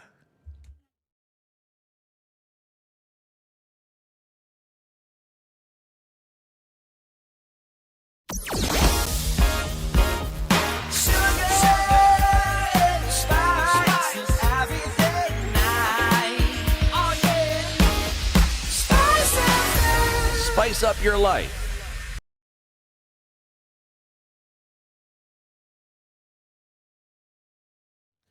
The conversation continues. This is the Situation Room on SpiceFM, on KTN Home and online. Eric Latif Ndu Oko CT Muga. Our guest this morning is the newly elected Member of Parliament representing the people of Nyeri Chache in the National Assembly, the Honourable Zahir Jander. We are talking about the role of the Parliament, the 13th Parliament, in oversighting the executive. So the President spoke before you in Parliament yesterday, and he said a number of things. Let's just start from this, the light moment that he had when you were describing how the Deputy President became the opposition candidate and the opposition leader and like this and the other. This is what he said. In summary, and this only happens, by the way, in Kenya, the sitting Deputy President became the candidate of the opposition. And the leader of the opposition became the candidate of government. And as things would be, the opposition candidate won the election and became president. And the president became the leader of the opposition party. That's the beauty of our democracy. And it only happens in Kenya. Light moments there, yes. Mheshimiwa, what did you make of the president's speech in totality? Of course, he's your party leader, so you're going to have some flowery words, but also just be brutally honest. Well, I think the president's speech was clear-cut, and he outlined the programs and the agenda of what we as legislators need to start working on, at least in the first 100 days. Yeah. One of the things that he said, and he spoke of very clearly, was he would like to respect the principle of separation of powers. Spoke about the judiciary. This administration of mine is going to obey the rule of law and any orders that come from the courts. Talk about the legislature. He says, this is a house where oversight takes place, and I'd like to submit my administration to oversight by these houses of parliament. He would like ministers to be answerable directly to Parliament. Is that a good thing or a bad thing? It's a good thing. Why? Because what happens is we may have to change the standing orders to allow the ministers to come to Parliament to be questioned. Because, for example, it gives me an opportunity as a legislator that I have a problem in my constituency, for example, water. So when the minister comes, I have I can raise those questions and concerns about the people because I represent the people. So I need answers and I need solutions. So the standing orders of Parliament would be amended to allow for strangers to come to the House? They are actually not strangers. They are government officials. Yeah, but they'd be not members of Parliament. We've had this before. No, sorry. Yeah, there was no. We haven't had this before. Sorry. There was a whole issue of separating the executive from the legislature and making sure that the executive does not come from the legislature or vice versa. So that's why we've been seeing members of cabinet being summoned by committees of Parliament to appear before committees of Parliament, and then those committees then come and report to the whole House. This is a task that the Committee on Transport was given. These are the questions that were raised. The Committee on Transport has sought answers from the executive, and this is a report that we bring. In some cases, they could come up with a recommendation and say, we don't believe that this CS is doing their job. Maybe we should even push for an impeachment of a certain CS. How different would that be? I mean, was that not working? Why do we have to have a member of Parliament, a minister on the floor of the House and people just standing up to ask questions? 290 members, only 10 would ask questions anyway. Well, Eric, previously before, when we had members of Parliament who were also cabinet ministers, the same happened, So I think it's a good thing because it didn't work very well in the last few administrations. So I think for the cabinet secretaries to come to Parliament, I believe it will change a lot. That's what I believe. Okay. Even as we look at other issues that were discussed yesterday and things that we want to be done, one of the things that you suggested, before we get to that, one of the things that the president not suggested, but ordered that 300 billion shillings must be found within the current budget, right? And he said that wherever you're going to find it, find it. What you have to cut. Now, if you look at numbers, we know from the numbers already, 46% of recurrent expenditure comes from allowances.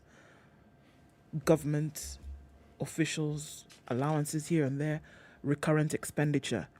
And he said, find that money that is going to lead to cuts. And then it is upon Parliament to now say, we basically are giving or appending to this.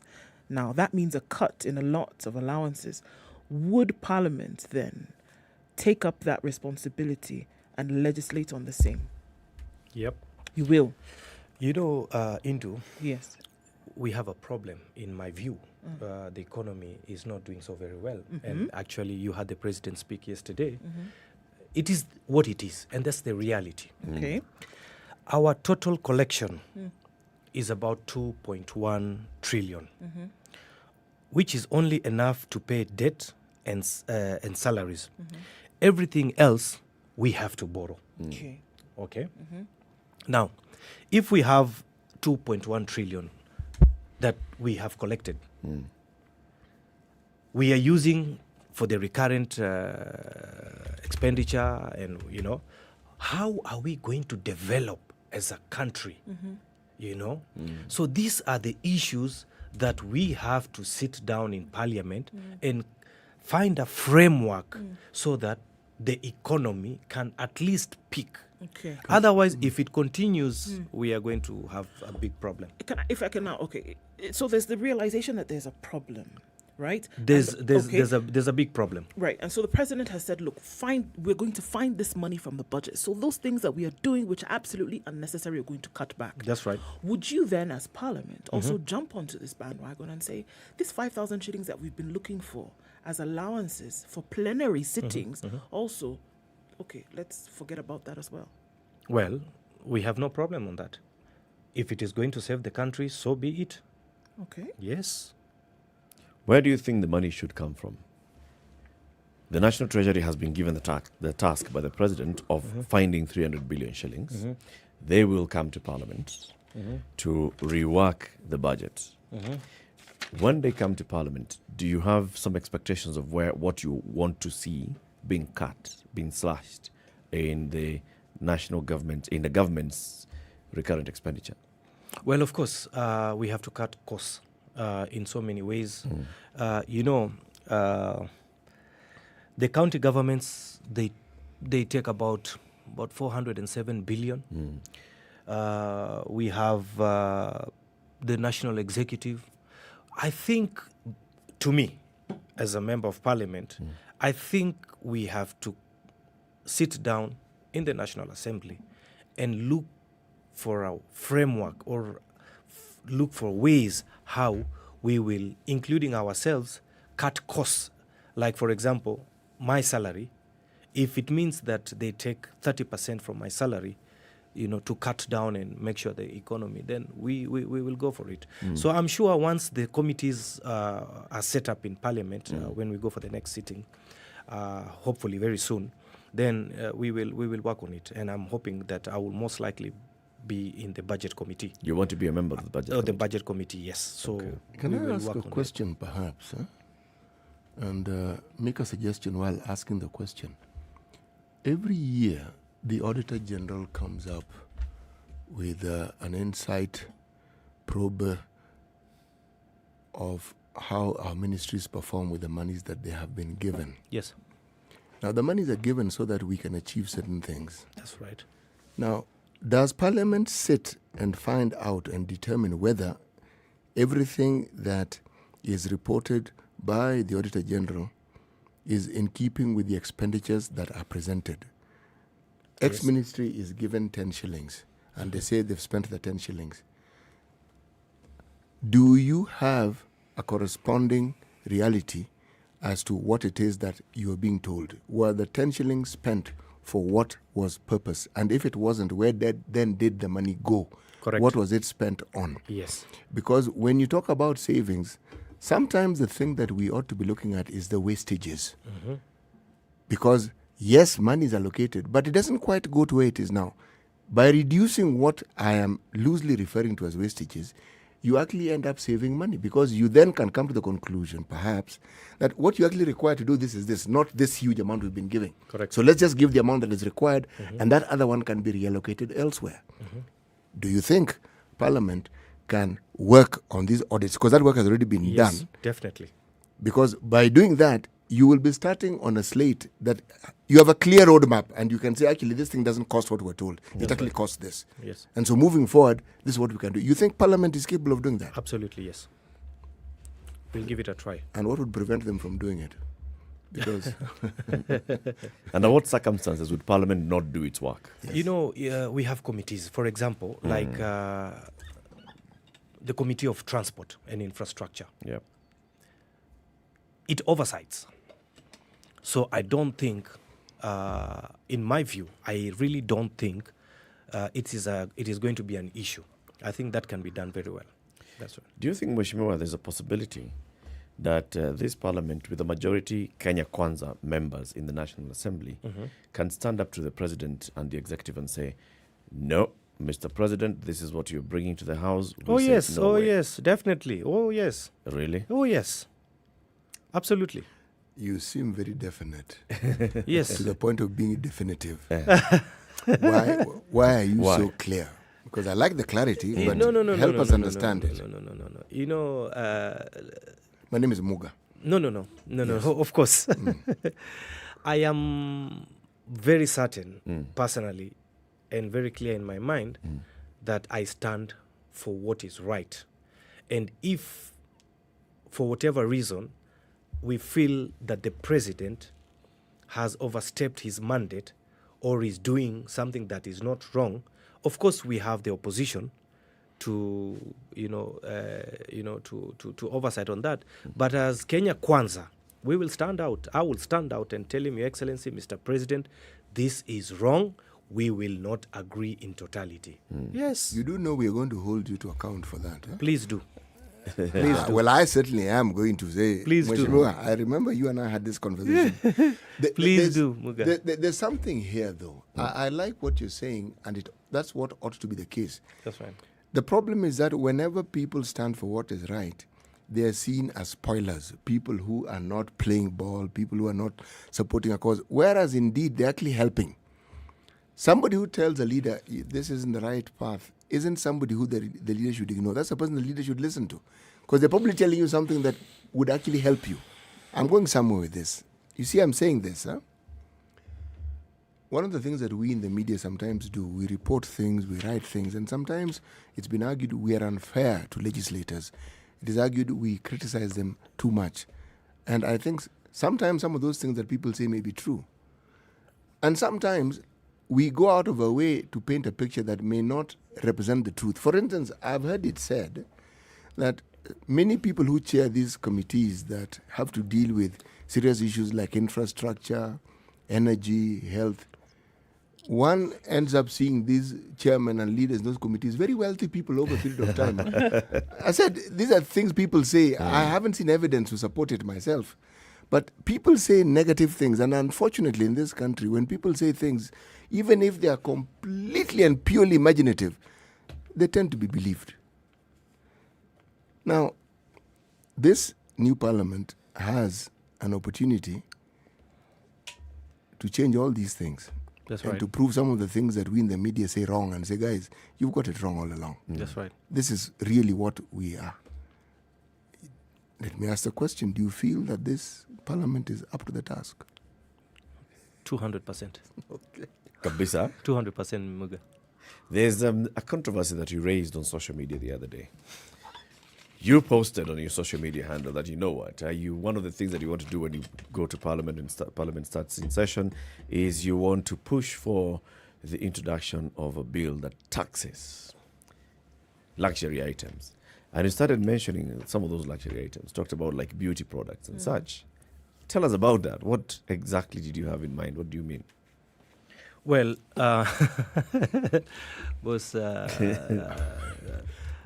nowadays I have to hide my face, wear a mask, because the women out there, they're not talking good of me. They're baying for your blood. But there was a reason behind what you said. What did you say? Let's start with what you said. No, I only mentioned, I only said that the government, like I am going to introduce a bill I'm going to introduce a bill that is going to tax heavily on the beauty products, like the makeup and all sorts of things, you know, like the hairpieces, the wigs and weaves. The weaves, you know, all those lashes and all those things, but heavily on especially makeup. Yeah. Why? They need to pay taxes. But they do. Let me explain to you something. Yeah. There was an issue with there's a business lady who passed away. I don't want to mention her name, from Lavington, who used to inject herself to lighten her skin, and she passed away. It's someone that it was in the public domain. Yes, I knew her personally, and you find some of these products are substandard. You know, many of the products that come in to the market are substandard, and I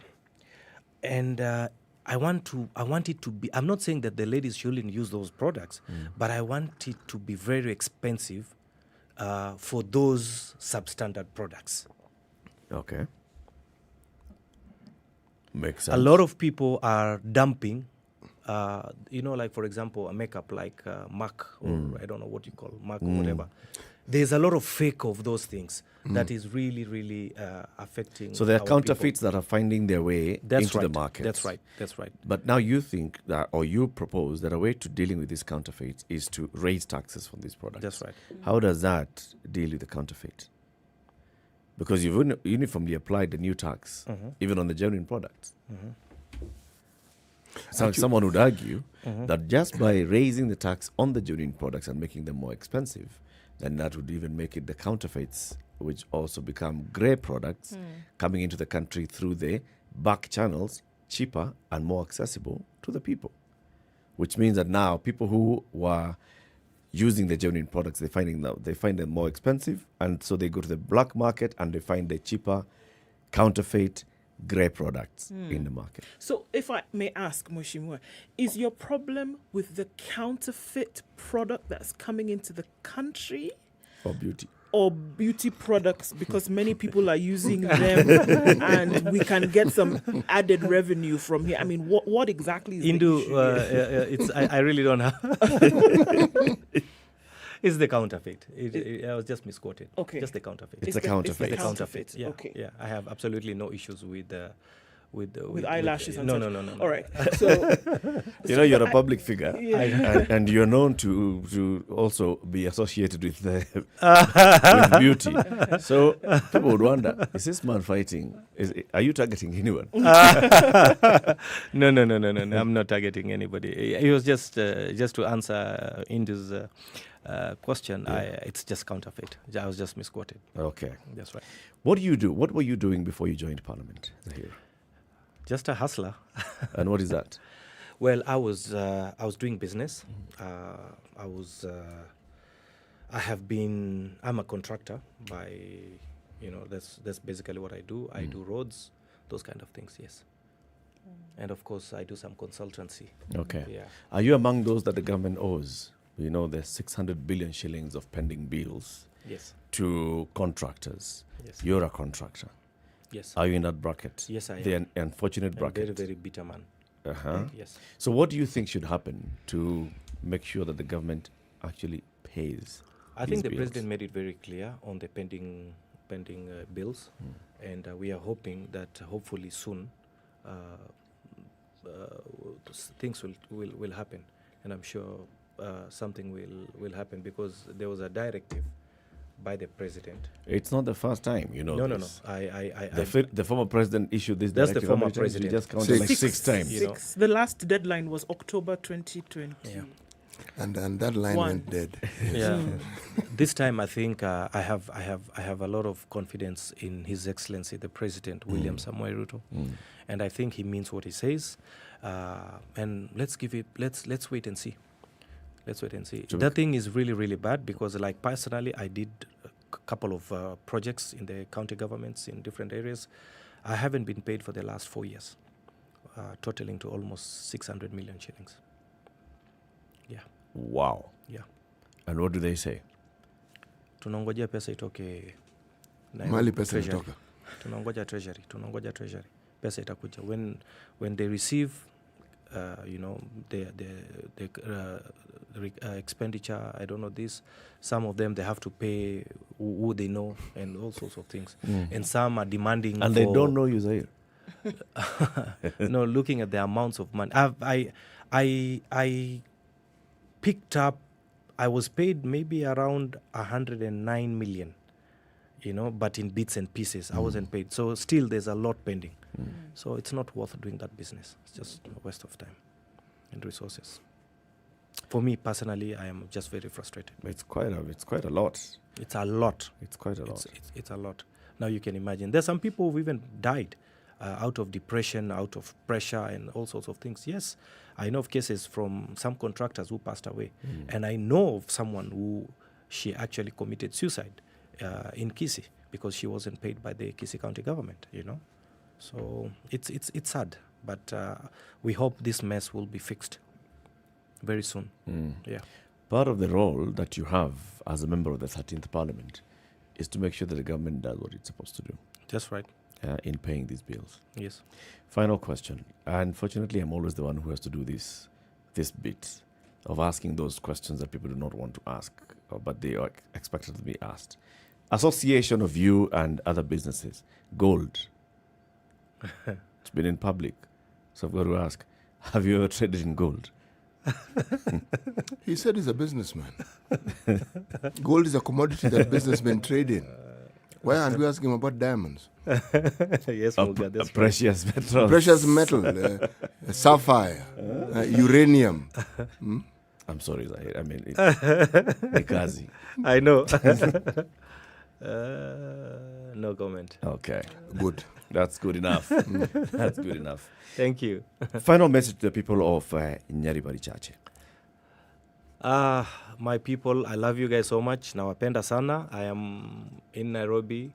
Hopefully very soon you will see me back home. Of course, I'm really trying to settle down and then, of course, go back to my constituency and whatever programs, plans, the manifesto, the agenda that I had promised them that I will do, I'm going to hopefully, inshallah, very soon implement them with the national government. What's your promise to them? Should they feel that you're not doing what you said you would do and what they expected you to do, what do you tell them to do? PO Box Nyumbani, 2027. No mercy. Ruthlessly. If you don't deliver... They know I will deliver. They know me. You They will will. deliver. I got the highest number of votes in Kisii County in the history since independence. I'm the member of parliament, the first member of parliament who got the highest number of votes from the constituency compared to others. Guys are getting 10,000 votes, 11,000. I got 32,000, And the second guy got, I think, around 8,000, 9,000. So it was big. And the other guys have been getting 10, 12, 13,000. So to whom much is given. Much is required. Yes, the expectations are too high, but I'm up to the task. Very good. Thank you very much for joining us today. Thank you so much. Asanteni sana. It was we want nice. you to come back. Yes. We want you to come back. I mean, let's keep having these conversations. Accountability to the people of Kenya. This is the one show that is going to be holding everybody accountable. That's right. We'll support you to do your job. Thank you. By telling you the truth. That's right. Same message as you give to your party leader. We will support the Honorable William Ruto to Please do his job. Please do. By telling him the brutal, honest truth all the time. Just reminding him his promises to the people of Kenya. He will deliver. Don't doubt him. He will, I can assure you. Asante sana. Asanteni sana. The Honorable Zahir Jander is the Member of Parliament for Nyeri Chache constituency. Joining the National Assembly for the first time. In tray, it's full, but he says he's up to the task. We'll hold him accountable. Welcome him again and again to the show. Good morning. It's now 8 a.m.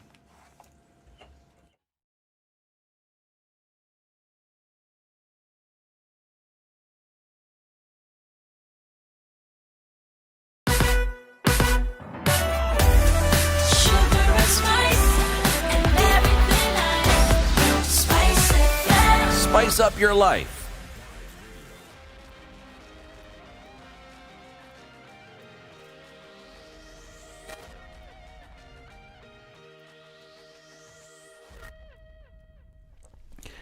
Good morning, this is Newswire. I'm Dennis Aseto. President William Ruto has proposed the renaming of the Kenya Revenue Authority. In his proposal, the president said the renaming will be part of a culture change to make the authority people-friendly. He wants it to be known as the Kenya Revenue Service, insisting that his team will also propose new tax measures that will start moving the country in the right direction. The proposal to change the name of KRA was first presented by outgoing Treasury CS Ukur Yatani.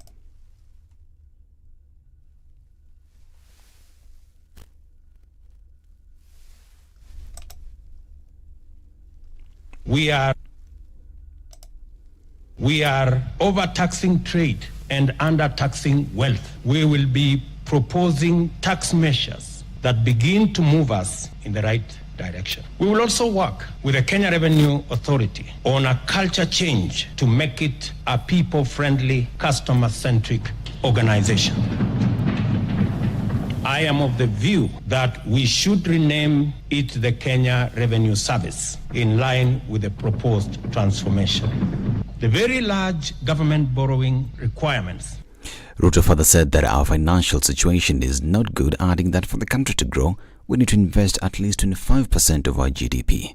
I have news, and it is not very good news. Our financial situation is not very good. For Kenya to grow to an upper income country, we need to invest at least 25% of our GDP. Our current national savings is below 10% of our GDP, which translates to an investment savings deficit of 15% of our GDP. Over the last decade, we have sought to close this gap with public borrowing. This year alone, we budgeted to borrow 900 billion to finance both development and recurrent expenditure. You're all aware that our total collection is 2.1 trillion, which is only enough to pay debt and to pay salaries.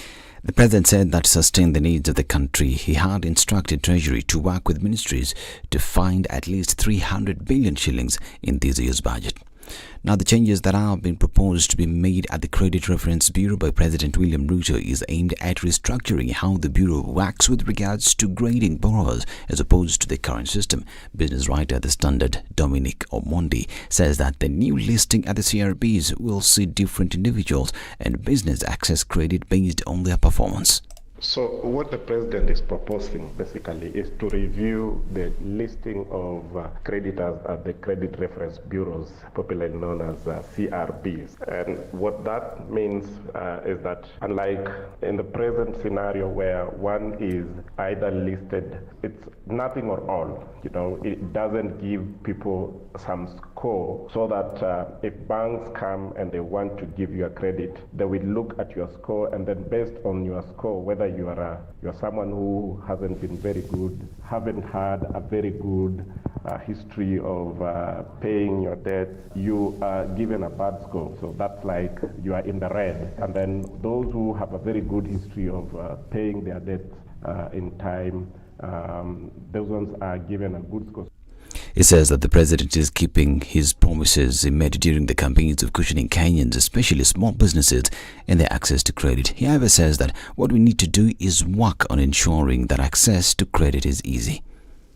But we are also a long way to go in terms of access to credit. So the fear here is that the more we continue to tinker with such things as CRBs, the more we are likely to close the taps in terms of credit flow, whereas what we should be doing now is to ensure that as many people as possible can access credit. It's, in my opinion, it's not about cost, it's more about access for now. Now, the East African Community member states have been urged to enhance emergency preparedness and response activities following an outbreak of Ebola virus disease in Uganda. The Secretariat has consequently committed to coordinate emergency preparedness and response activities across the region, even as it called for enhanced surveillance. The latest report indicates that 6 health workers at Mubende Regional Referral Hospital have tested positive for Ebola virus disease, where an outbreak was declared after a case of South Sudan Ebola virus was confirmed. This is Newswire. Dennis Aseto. Good morning.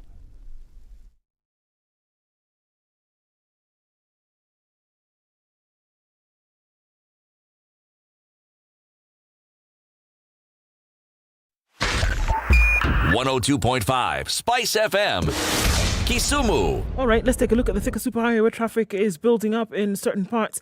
Then coming into the city, that's really heavy. Bumper to bumper. Muranga Road going then towards the Globe Cinema overpass, round into the CBD. Really heavy traffic. All right, we looked at Gong Road then going out towards Lavington and then towards James Gishuru, out towards Wayaki Way. Heavy traffic. And same thing that we're looking at coming off Gong Road, rather off Jogo Road this morning. So that has taken us into traffic hour proper. We're going to keep an eye on things and see what it looks like in a short while. Talk to us about what's going on where you are. I know the traffic situation is quite something for a Friday morning. Let's talk on SpiceFM KE on Twitter. Try to keep things moving this morning.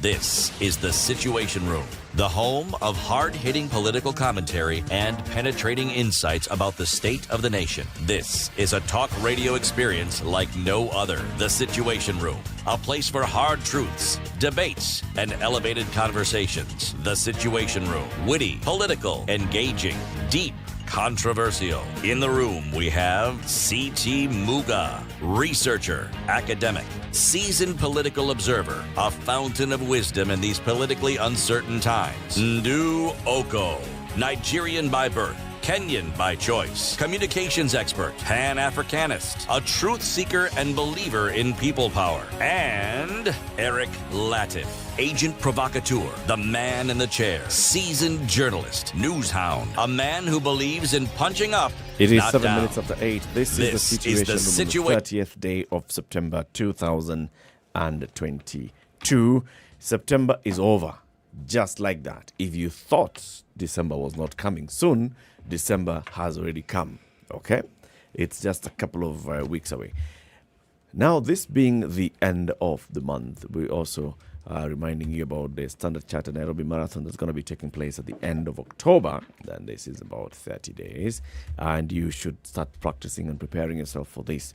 The first thing that you need to do is register for the marathon itself. Go to nairobimarathon.com. You select whatever race you want to participate in, whether it's a 42-kilometer full marathon, the 21-kilometer half marathon, the 10 kilometers, or the 5-kilometer race. And then you start preparing for it. The second bit that you can do, or the alternative thing that you can do, is when you go to the nairobimarathon.com, you can select the virtual marathon. And the virtual marathon means that you don't have to come to Nairobi on the 30th of October to run for the physical Nairobi Marathon. You can actually run the Standard Chartered Nairobi Marathon from wherever you are. I know we have people who are watching us in Doha. There are people who are watching us in Kazakhstan. There are people who are watching us in America. There are people who are watching us in Canada and North America. Wherever you are, you can participate in the Nairobi Standard Chartered Nairobi Marathon 2022 by running the virtual run. What you do is once you register, you download an app, and then you can be running from the comfort of wherever you are. You log in your timings. Once you log in your times, then you will be ranked with other people who are doing the same. The virtual Nairobi Marathon will take place between the 23rd and the 30th of October. The physical race will be on the 30th of October. That's as simple as it goes. In the next hour, we want to have a conversation about inclusion and making sure that we understand whether there is proper inclusion of women on disability in leadership in the country. We'll have two guests joining us for this conversation. One of them is already in the house. The other one will be joining us shortly. Before we welcome them, CT has the day's proverb. I do. This is our final proverb from the country of Niger. Simple, straightforward proverb. You cannot shave a man's beard in his absence. You cannot shave a man's beard in his absence. In his absence. No, you cannot. You will not be able to do that. Well, I mean, you can think about it. You can even try. But, I mean, the beard isn't a unit of the body that is removable. So you can't sort of like take the beard to the barber and leave the person behind. The person goes with the beard. So if you're shaving, the person is there with their beard. A beard isn't a pair of shoes that you can sort of like leave behind. No. Okay. Okay. I hear you and I understand you. Let's welcome our guests in the studio. We are going to have a conversation with Rehab Wamboi Kiranga is the president of the Kiambu County Disability Network, and we'll also be joined by Damaris Njoki, who is from Nakuru County. Good morning. Morning to you. Karibu sana to Kenya's biggest conversation. Asante. This is the Situation Room. We want to talk about, disability and inclusion of women living with disability in Kenya's leadership. All right. So first, let's start with an introduction. Okay, thank you so much. I'm Damaris Karuri from Nakuru County, Nakuru Town West constituency, from Roda Ward. Okay. Yes. And which organization do you represent? Okay, I represent PWD at large because I'm the chairperson of several groups that are with people with disability. Yeah. One, I'm the chairperson of Smart People with Disability, and also I'm the chairperson of Physically Challenged Women. I'm the assistant chairperson of Nakuru Town West Persons Living with Disability. Yes. When you talk about persons living with disability, of course we know that there are several provisions in the Constitution and pieces of legislation when it comes to including persons with disability in positions of leadership. Now, we have seen complaints, especially in the last couple of weeks, with regards to the composition of the county assemblies. The expectation is that we are going to have the marginalized, this is persons living with disability, the youth, being included in slots, affirmative action slots in the county assemblies, as well as in the National Assembly and the Senate. Many of the complaints that we were seeing were people saying, I was in my party's nomination list to join the county assembly or to join the National Assembly or the Senate, mostly for county assemblies. And the people with disability would say that they were then overlooked when it came to the gazettement of the nominees. Did you deal with those from your members? People complaining that I was supposed to have been nominated to a county assembly, and now I find myself is not on the list of those that are being gazetted. Okay, it's very unfortunate because as we are talking now, in the whole county, 22 counties have not been represented. But when I talk for the case of Nakuru, at least one person was nominated, who is a lady, but others were in the list. They were in the party list, but they were not nominated. They were overlooked. And it has been like that throughout. Like even in 2017, the same happened. This year has also happened the same. Okay, I myself, I didn't apply for the nomination because I was vying as an MCA, but I was an independent candidate. So I did not apply. But for those, I know those who applied, but they were not nominated. Why? Mostly, the parties are owned by, okay, I'm sorry to say this, but it's like parties are owned by individuals. And they are the ones who decide. As much as the Constitution stipulates that we should have a male and a female person with disability in the county assembly, sometimes it doesn't happen. We are overlooked. And those seats, I believe they are given to the cronies or to the friends of the political parties. And sometimes even money exchange hands for you to get that nomination. It's very unfortunate. Yeah. If we were to even actually push it further, there is persons with disability and then there is women living with disability. Do you think women living with disability are discriminated against further, even when it comes to the issue of affirmative action for people with disabilities? Yeah, I think they are discriminated because we find most of the time they are never given the chance. As much as you qualify, you find that seat is given to somebody else who is not even known, and they are the ones who get those seats. Yeah. Let me understand you. Do I understand you to be saying that when you talk about the affirmative action that actually was intended in our constitution to ensure that people with disability are represented adequately, women with disability are also represented adequately, that the nominations or this affirmative action ought to consider people who are A, living with disability, but are also known to champion the causes of other people who are living with the same disability. And do I understand to be saying that oftentimes when you see the appointments, there are people who are not known in that space, they are not known to champion the causes of people who live with disabilities, and so one even wonders, how did this person get themselves to be appointed? Is that what you're saying? Yeah, that's what I'm saying. Like in Nakuru County, when I speak of 2017, we applied for those positions. We didn't get them. In fact, 2017, we didn't have a representative. So who got them? Sorry. So are these positions already mapped or marked for people living with disabilities? Are they already separated and said, this is a slot, this is the quota? People living with disabilities ought to have these positions. Is this the situation? Yeah, it's supposed to be. Okay. A man and a female, they must have those slots in the county assembly. Okay. Now, at least one. At least one. So if that has already been earmarked and you're saying that there was no representation, then who got the slots? Those slots, they were given to the cronies of the parties. They were given to different people. But at least this year, we are very happy that we have one. We have a lady from Kuresoi, either south or west, by her name Evelyn. She was the one who was nominated.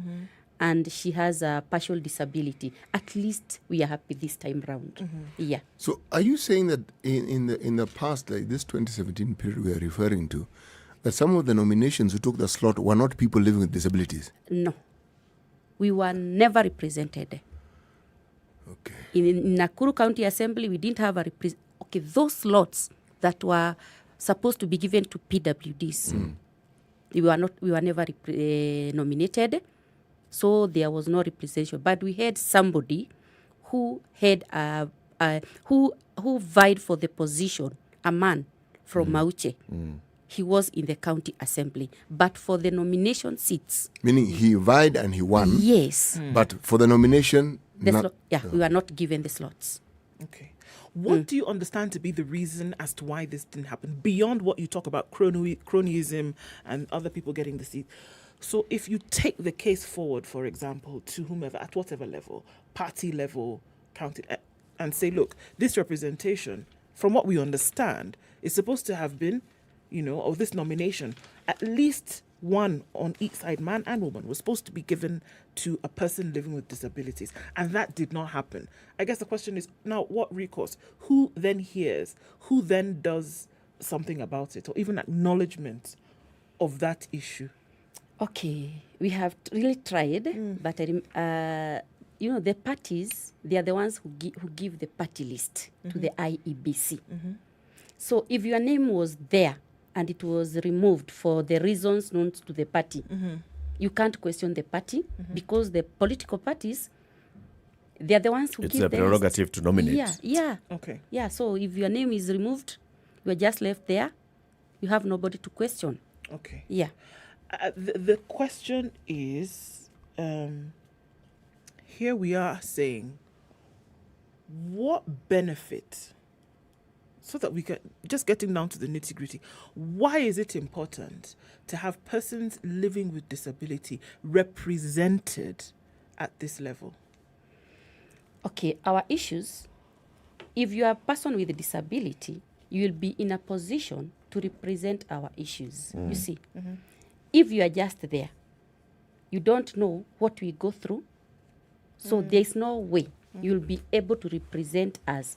And the Constitution has given has given us the right to be represented, so that our issues can be articulated. Yes. Okay. It makes perfect sense if you think about it. Look at even how we elect our leaders. Leaders represent an area they come from, not an area that they have heard of. If I come from Moroni constituency, which is where I come from.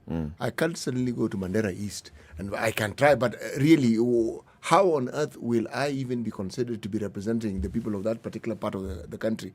I don't live there. I don't know what their problems are. So what exactly will I be doing in my representation? You know? Yes. The wearer of the shoe is one who knows where it pinches. And it was clearly understood, even by the drafters of the Constitution. And when we say, let's make sure that we include all sectors and segments of our society in positions of leadership, this is exactly what we're talking about. When you say, let's have affirmative action seats. Affirmative action seats say that you shall have a person with a disability, you shall look at minority, you shall look at youth, you shall look at women, and make sure that they are included in positions of leadership. I want to ask you, Damaris, you say 2022 was better than 2017. Yeah. Is it as a result of work that you did, or is it because the parties this time decided to behave a bit better than they behaved last time? Is it their own benevolence, or is it a push from people, campaigners such as yourself? I believe it's through the push, or maybe the party decided this time they want to give us a nomination, although they have not done it fully because they have only nominated a lady. And the Constitution stipulates very clearly, should be a male and a female. So they have only nominated a female. So we feel we have been denied that chance because you're supposed to be represented by two persons. Exactly. As the campaigners of rights for persons living with disability, what kind of engagement did you have with the political parties ahead of the election to make sure that, first of all, one, you sensitize people living with disability in Nakuru County to be aware of these slots, to be aware of the need for them to present themselves before political parties, and to be aware that you need to push for the realization of this in the party list? Did you play any role? Did you actively engage with your members and with the political parties? Yeah, I did, because through our groups, we normally sensitize them, we encourage them to apply. And that's the reason, me as a person, I decided to vie, because we have been waiting for these nominations and they are not coming forth. So I decided it's the right time I vie and seek for the elective position. But unfortunately, I didn't get it. But we have been campaigning all through. We have been encouraging our people to apply, not to fear, and to come out. Yes. What are some things that are currently the issues or challenges across board, whether we're looking at ward level, county level? I mean, around the country. We've heard we've heard what some of those challenges are. People living with disabilities in Kenya today. When we talk about representation of those issues, what exactly are we talking about? What are the issues? Okay, some of the issues is employment. Mostly, if you go to every sector, we find that there are no people with a disability there. So some of them are unemployed, maybe due to lack of education, their level. Most of them have not gone too far. And even those who are learned and they're educated, you find them, they don't get those chances. And I believe it's supposed to be, at least in every sector, we should get at least 5%. And especially even in the county governments, it should be 5%, but we don't get those chances. So unemployment is a real challenge. Also, we have to, like the buildings, those are some of the challenges. You find that there are no ramps, and if they are not constructed in the right way. So somebody with a wheelchair will not even be able to pass through those ramps. Buildings.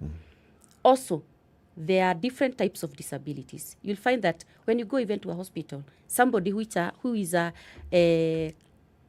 has the hearing impairment, there are no the interpreters.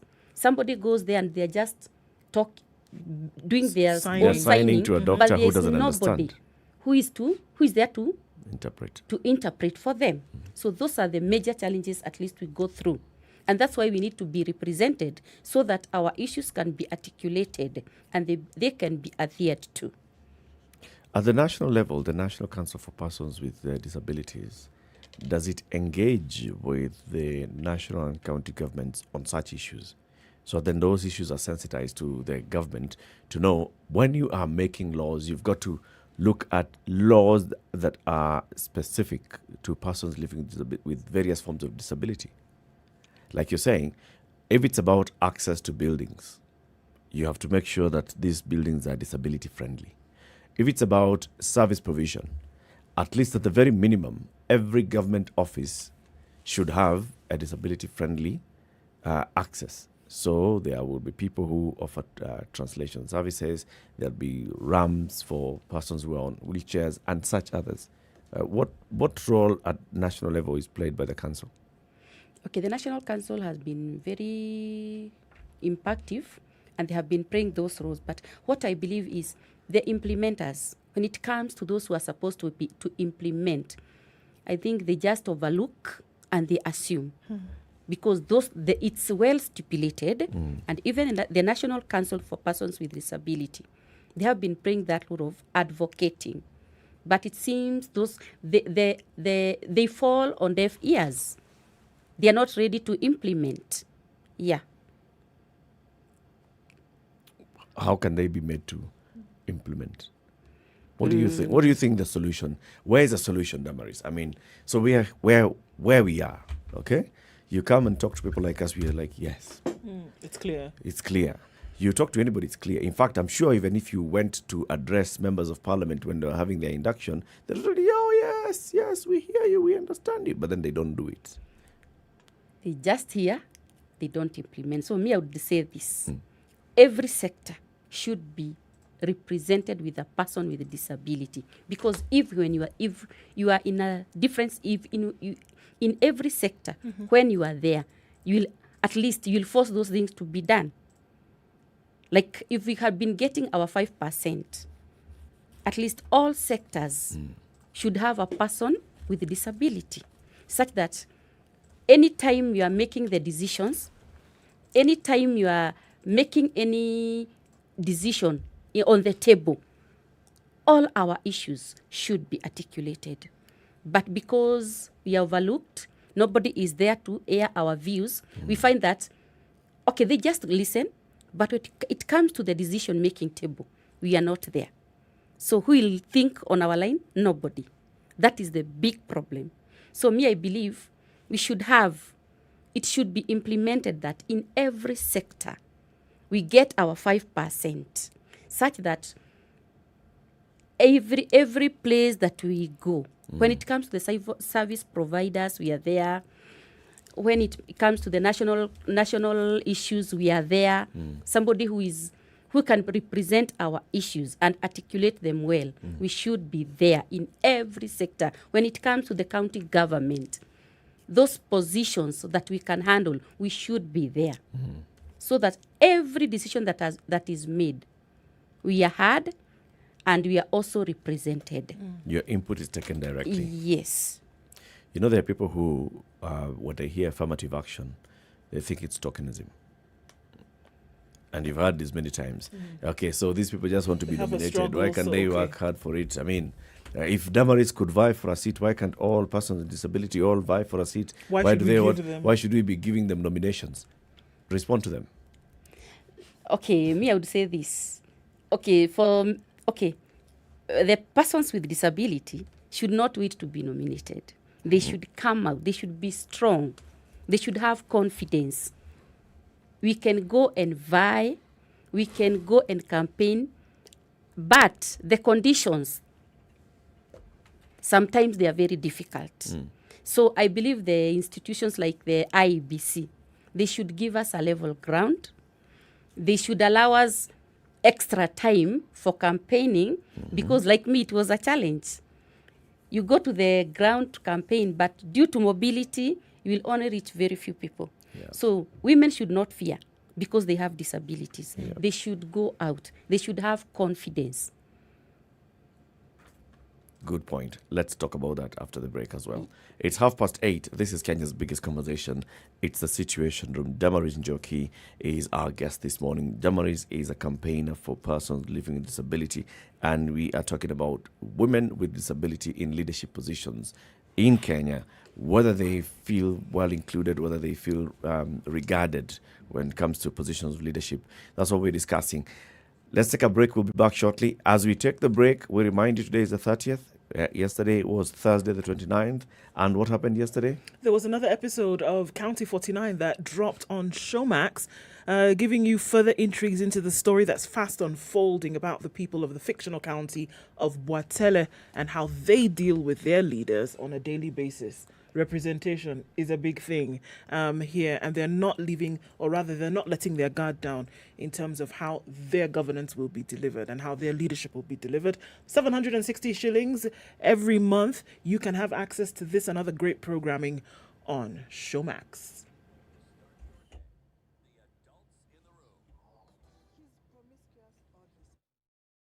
The adults in the room. He's promiscuous or he's polygamous. We need to get over ourselves. So I should always know the man that marries me, I know there will be other women. Yes. The relationship you have with yourself is the foundation of the relationships you will have with other people. Things that we never talk about. 3 things. Stop, breathe, and relax. Whether it is matters of the heart, finances, or work that's weighing on your mind, worry not. Tune into Adults in the Room Every Monday to Friday from 7 p.m. to 10 p.m. The adults in the room will help you stay winning. Only on 94.4 Spice FM, Nairobi.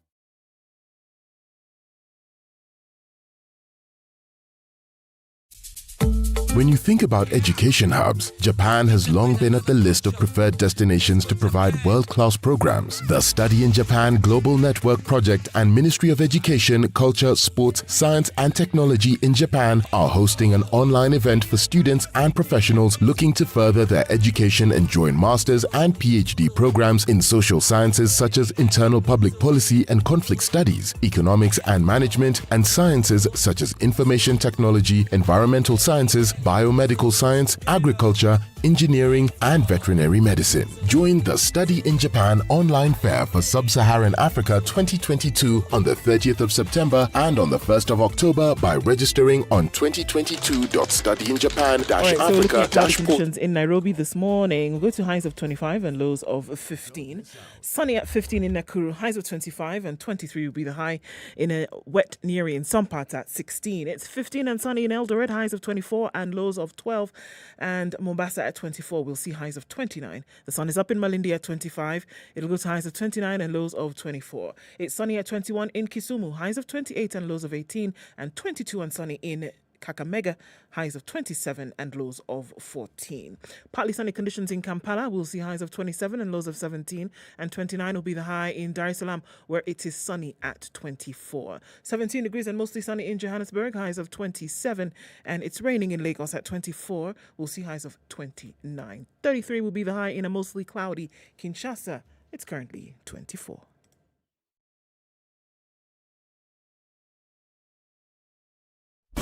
Classic soul, R&B, smooth jazz, neo soul, and nostalgic ballads. Make some noise. Yeah! You're listening to Spice FM. All right, so we're looking at traffic building in certain parts of the city today, going out towards Uhuru Highway into the CBD and out towards Westlands, where there's a whole, crazy situation with traffic. It's in and outbound on Limuru Road. We're seeing the same thing on the Thika Superhighway inbound, though. Kiambu Road is not looking too bad. Maybe further on ahead onto Kiambu Road is where you see some traffic. But then as you approach the Muthaiga Square, it's not too sticky. James Gishoro is looking busy as you're crossing over Wayaki Way going out towards Kuna Road.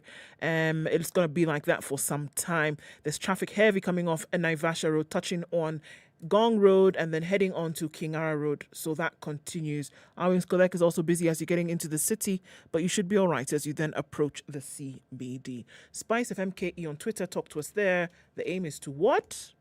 Keep things moving.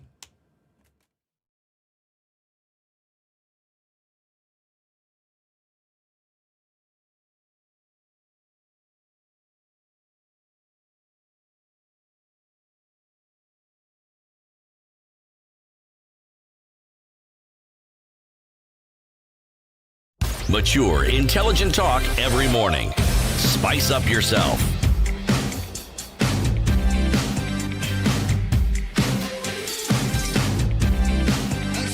The conversation continues at 25 minutes to 9. This is the Situation Room on SpiceFM, on KTN Home and online. Our guest is Damaris Njoki, a champion for disability rights. We are talking about the position of women with disability in leadership in the country. Damaris participated in the last general election. You said you vied for what seat? MCA seat. For which ward? Aroda ward. In Nakuru County. In Nakuru County. And you were giving us just take us through that experience. So a number of things that happened, obviously. The IEBC waived the fees for persons with disability for nomination. True? There was a reduction. Yeah. In terms of the fee that you and your competitors who were able-bodied would pay. Yes. And then everything after that is our level playing field. When it comes to how much money you spend, shauri yako. When it comes to the amount of campaigning that you do, shauri yako. When the date for campaigning ends, it ends. When the date for campaigning starts, it starts for all of you. Yes. And you're saying some of those things were disadvantageous to you. Yes. Take us through that experience, your own campaign and what you went through and the experience that you had.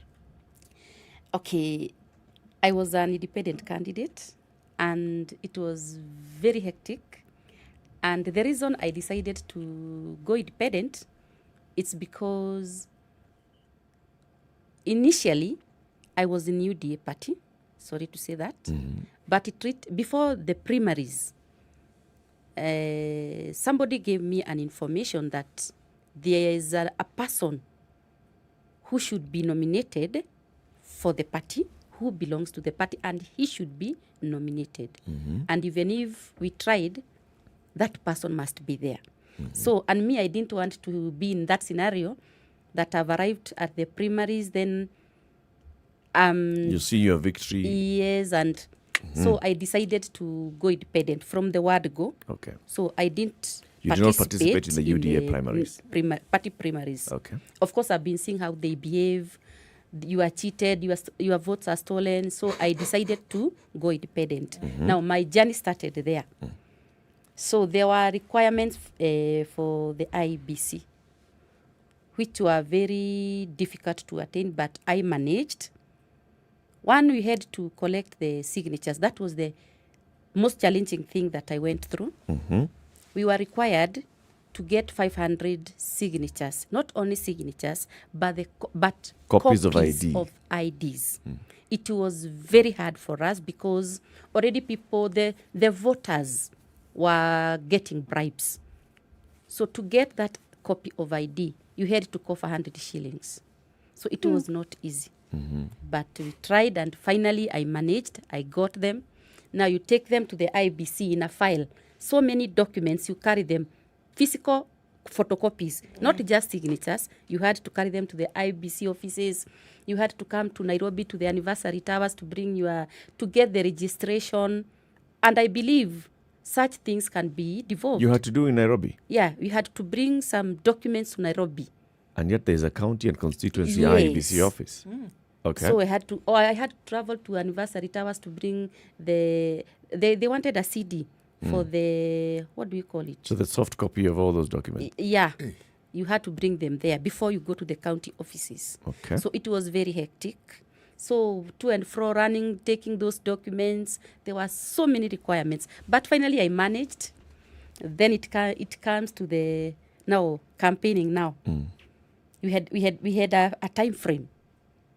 And I remember when I cleared with the IBC, I received my certificate. Now, it took a long time for us to be gazetted. And already the other people were campaigning. They had campaigned during the primaries, and they were still campaigning.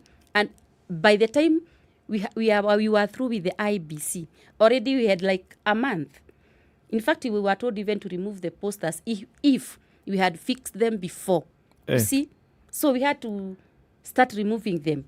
We had used money to fix them, and now we were given the directions that we had to remove them because it's not yet official campaign because it's season. not official time. But already the big people, the big billboards were all over. They were campaigning. So I find that the level ground was not the same. So you can imagine I'm campaigning to the ground. I don't have the finances. I had to reach the people. The voters were bribed. Voters were hungry. They wanted something. Damaris, it was really hard. For the benefit of people who do not know you and those who are not watching, describe the kind of physical disability that you live with. Okay, my disability is physical. I walk with crutches. Okay. Yeah. So even during campaigning, this is how you move from one place to another? Yes. Walking with crutches? Yes. Okay, That's what I was doing. Some places are not accessible. You go to some rallies. When you attend the rallies of the political parties, you are never given a chance. And organizing a rally for yourself, it was expensive. So I decided to do door-to-door campaign, which was also very difficult because I can't go alone. I must have somebody. I had to pay those people who were working with me. But I thank God I managed. And finally, I was in the ballot. Now, the challenge came during the last week. So my opponents took advantage of the nominations. They were telling the voters that Damaris should not be elected because they have their slots. She's going to be nominated. Yes, she's going to be nominated. So to change the mind of the voters, it was not easy. You go training them. No, I'm independent. Vying, I am not on any list. Independent, and I'll not be but already their mind, back at their mind, they knew Damaris will be nominated. Yeah. So even if she doesn't get the votes, she will be in the National Assembly. And it was really tough, but I went up to the ballot, and finally I didn't get the enough votes, but I got the votes. Yes. City. You know, the thing that is often forgotten when people refer to affirmative action is relevant against a backdrop of discrimination. It is brought into being because it is understood that there are groups of people who, for whatever reason, have been discriminated against for a long time. Now, the affirmative action is intended to try and right this, to give them an equal footing with other people who did not suffer that discrimination. So it isn't a favor that is being done. No. It is a wrong that is being put right. Okay? Now, I know for a fact that the Public Service Commission, in 2009, what they did was the retirement age had been 55 for public servants. They pushed it to 65. Now, what they did for people with disabilities, they pushed it to 65. I know this. I didn't even know this before it was actually written, and I came across it in the written form. But I have a friend. He's actually my neighbor in my rural home. He is a person who's been living with disability, and we went to school with him. So he told me that his retirement age was different from other. That's when I first came across it. Now, like that. What I find strange with what Damaris is saying, well, strange in the worst possible way, is that you have a law and people are breaking it. Yeah. It's a clear law. There's no ifs and buts, and there are no perhaps about it. It is clear. This is what must be done. And yet people go about not doing it. And for some reason, nothing has been done about it, and they've gotten away with it so far. Now, before anything is done and before this affirmative action that has to deal with people with disabilities is actually realized, action must be taken against the people who have blatantly disregarded the law of the country. People who blatantly disregarded the Constitution. Because it's clear. It isn't a subject of debate. It is clear. It's clear. As for the issues of electioneering, unfortunately, there's no cure for that one, Damaris. Yeah. The rule book of our politics states the following. Yeah. There are no rules. Yeah. Rule number one. There are no rules. There are no rules. So people will lie, they will cheat, they'll misrepresent, they will bribe. Every vice that you can think of on this planet will be applied when it comes to our politics. Unfortunately, we try to cure it with a certain chapter 6 in our constitution. And those who elected who went to parliament, their first order of business was to water it down completely so that you can't actually actualize it. You can't operationalize it in a way that it can be implemented, and you can't enforce it. Not really. So people will keep getting away with it. Now, until we cure that one, if you want to go into elective politics, I am the last person who's going to advise you to apply the rules that I see other politicians are applying. I actually don't believe in those rules.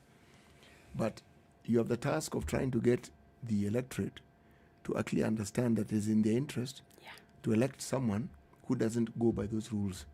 They at least have clarity as to the sort of person that they've elected. But if you elect somebody who goes by the rules that I've mentioned, there are no rules, then you have nothing to expect really, because you don't really know what you're going to expect.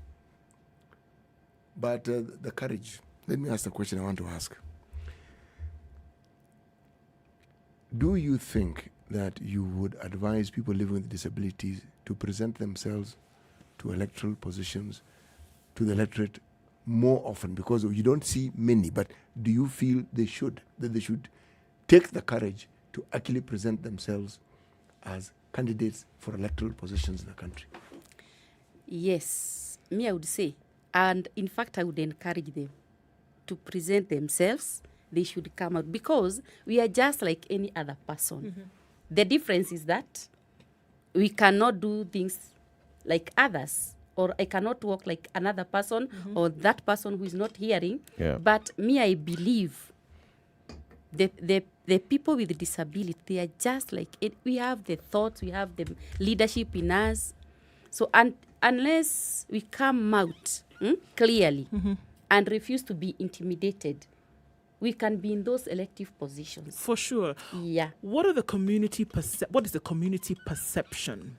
And I think it is really important, because at the end of the day, it is the community then that is either voting for you or voting for somebody else.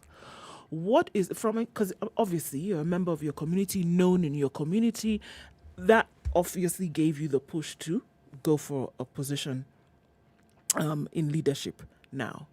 What is the community's feeling? What is the community's perception about people, specifically women with disabilities, running for elective office? What is, from what you've seen, from what you've heard, what do they really honestly feel about it? Okay, after going through that process, I learned that the community do not believe in us. They feel we should be given positions and we should not work for them. But for me, I was doing the opposite. I wanted to show the community that I'm able and I can be on those, I can vie for the position like any other person. Like any other person. Because I have the will, I have the mind, and I can do it. So the community should be, okay, there's this lack of civic education.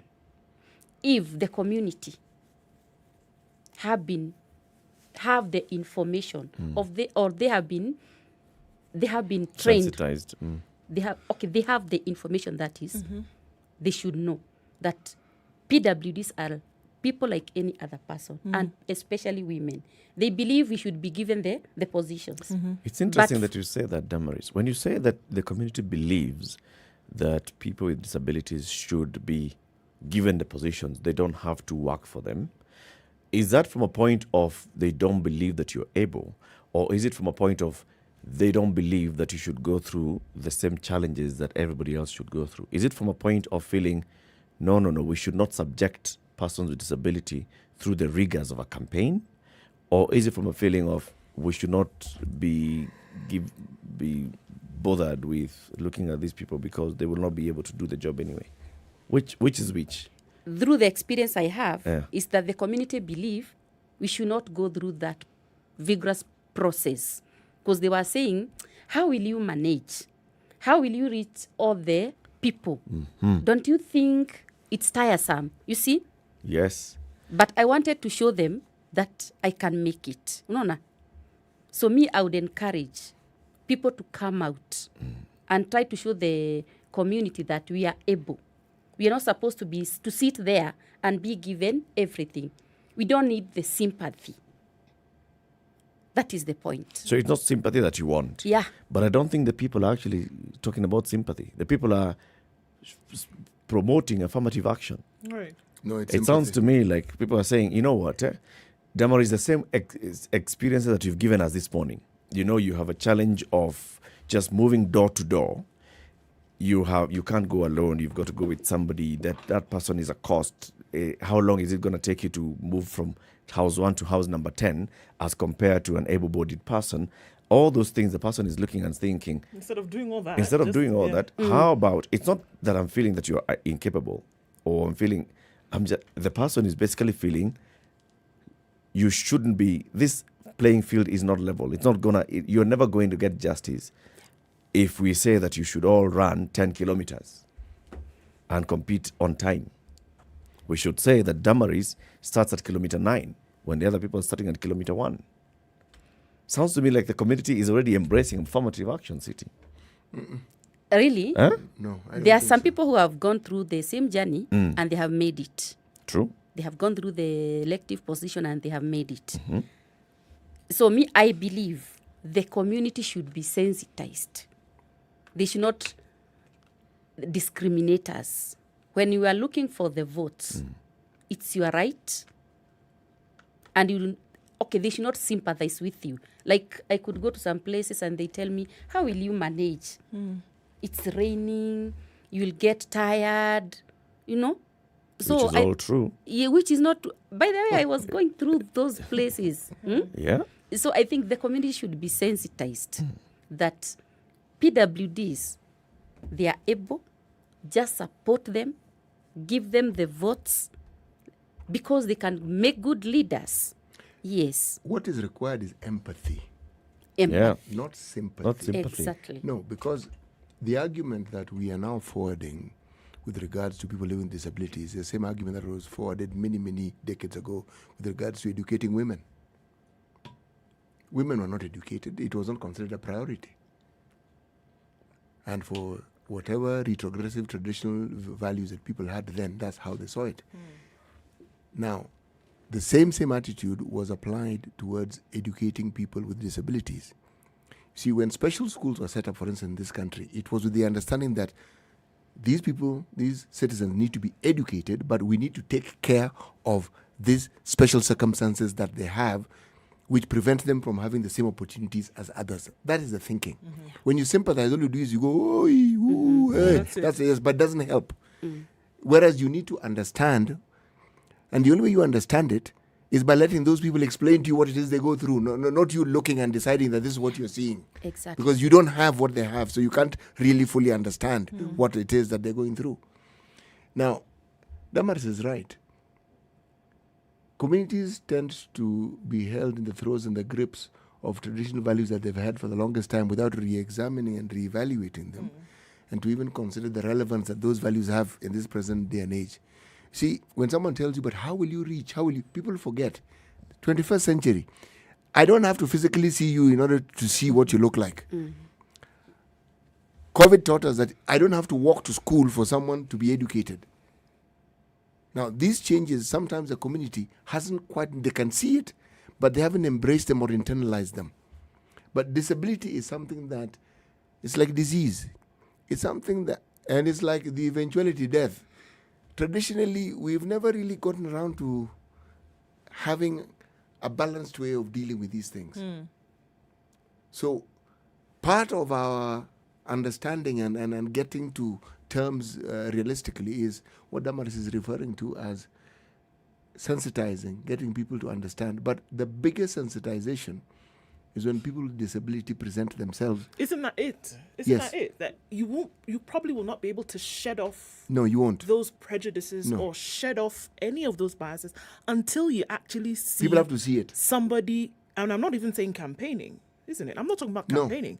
I'm saying actually being in that position and showing, hold on, I'm doing it just as well, if not better, as the next guy. Yes. And until you get to that point, that is when people will probably shift some of their prejudices and biases.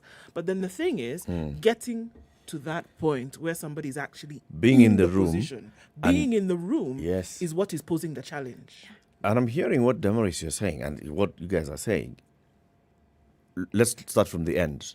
If we had more persons with disabilities in positions of leadership, in the county assembly, in the executive, as CEC members, as governor, deputy governor, in the National Assembly, as president or deputy president, as cabinet minister, as PS. If we could see all those, then we work backwards. Now, the journey to get there is what you've just described, Damaris. Yes. There are very many challenges. And before you took the break, you said, we wish IEBC could now also look at that field and know this field is not level. When you talk about equity, we're not talking about, everybody has been given the same 5-inch stool to stand on to view across the ridge. You've got to understand the difference in height. I see that. I see the point of when we talk about you want to present yourself for an elective position and you are campaigning, I think at some point you need to push back that affirmative action to the level of saying the same way you've done 47 woman rep positions. Why not have ring-fenced positions for persons with disability? Correct. Ring-fenced, absolutely. At county assembly and say, you, Damaris, and others with disability are campaigning for a seat. Yes. Right? That's You want to already be there. elected, Yeah. but you're campaigning for a seat that is there. So we know that this county assembly of Nakuru is going to have 5 persons with disability elected by the people. Not just nominated, but elected. And when you're going to campaign, people are looking at you and know, yes, you are here. I know somebody else was here. The other person was here, and we're going to elect one of you. When you get to the county assembly, then you start changing. And over time, with the sunset clause, of course, then you come and campaign with the rest of us. But I think we are starting from a point where... The disadvantage is actually enormous. Yes. It's very, very enormous. I mean, we talk about the 2/3 gender rule now, and it's considered normal. But look at the passage of time that we've gone through to the point where people actually accept and understand. So it is not a shock thing when you find that you have a lady who is heading an institution. Yep. No. That journey is far more torturous for people who live with disabilities. True. So, Eric, the thing that you suggested, that perhaps would be the way to go.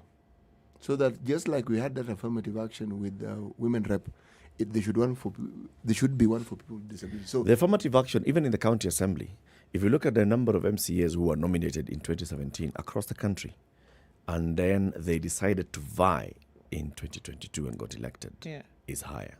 Yes. From county assembly, from Senate, from the National Assembly. So the acceptability factor is actually increasing, but it needs to be fast-forwarded. It needs to be given a little turbocharge.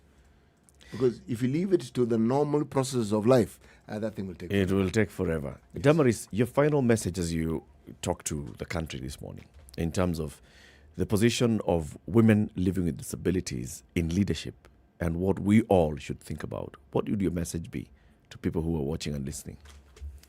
My message would be that every person should consider, especially women with disability, that they are capable leaders and they should be elected in those positions. And maybe for those seats that are supposed to be nominated, let them be, let nobody break the law. Yeah. Let them do exactly what is supposed to be done. I can give an example in Nakuru. There's the gender top-up for women, for example. Those people who are nominated, they are women. And no women with disability was given the chance. I believe it should have started from there. Yep. Yeah? We should be given the top-up positions. At least they should have considered 5% of the women with disability. At least should have 3 or 4. But it was not done that way. So this is the issue of the political parties. Yeah. They should be very considerate. Okay. The political party act should be changed. They should be accommodative. Let's have our slots so Everywhere. that we should have so many women in the county assembly, so that as we implement the law concerning the PWDs, even the PWDs Act, we should be there and shed light on them. Maybe some of them it's out of ignorance, and some of them they just want to break the law, That's which true. is already there, which is in place. It's in place. Damaris, Yes. thank you very much for joining us. Damaris Njoki is a champion for disability rights, and she's been here with us talking about women with disability in leadership. Keep it here for more conversations coming up. It's a Health Friday conversation with a cardiologist. Good morning. It's 9 a.m.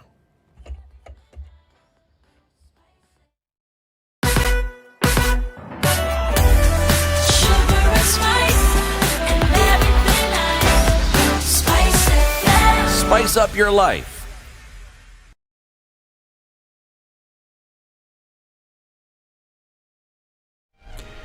Good morning, this is Newswire. I'm Dennis Aseto. The National Police Service Commission has appointed Masa Hamisi Salim as the Acting Director of Criminal Investigations. The appointment of Senior Assistant Inspector General Hamisi Masa comes following the resignation of George Kinoti as the DCI boss. In a statement, the National Police Service Commission said Hamisi will occupy the seat until the position is filled substantively and competitively in at least 14 days. Now, the ICC and the trial of one of the last fugitives accused of broadcasting hateful propaganda and arming militias in the 1994 Rwanda genocide has opened at the United Nations Court in The Hague.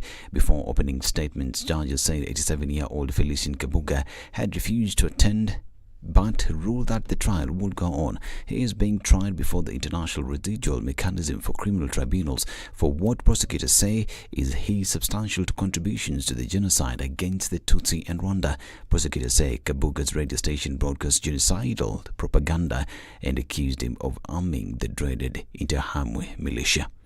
And the International Criminal Court will close the case file against lawyer Paul Gisheru after cause of his death has been determined, according to the spokesperson of the court, Fadi El Abdallah. The court is waiting for the autopsy report from Kenya before closing the case. However, he has said that if the report is delayed, the court may have to give a decision on the case that is facing Gisheru. Gisheru was facing a case on witness interference on the matter that was facing President William Ruto and journalist Joshua Arap Sang regarding the 2007-2008 post-poll chaos. The case against Gisheru was led by Judge Maria Samba. Gisheru's son was rushed to hospital and allowed to leave after 3 days.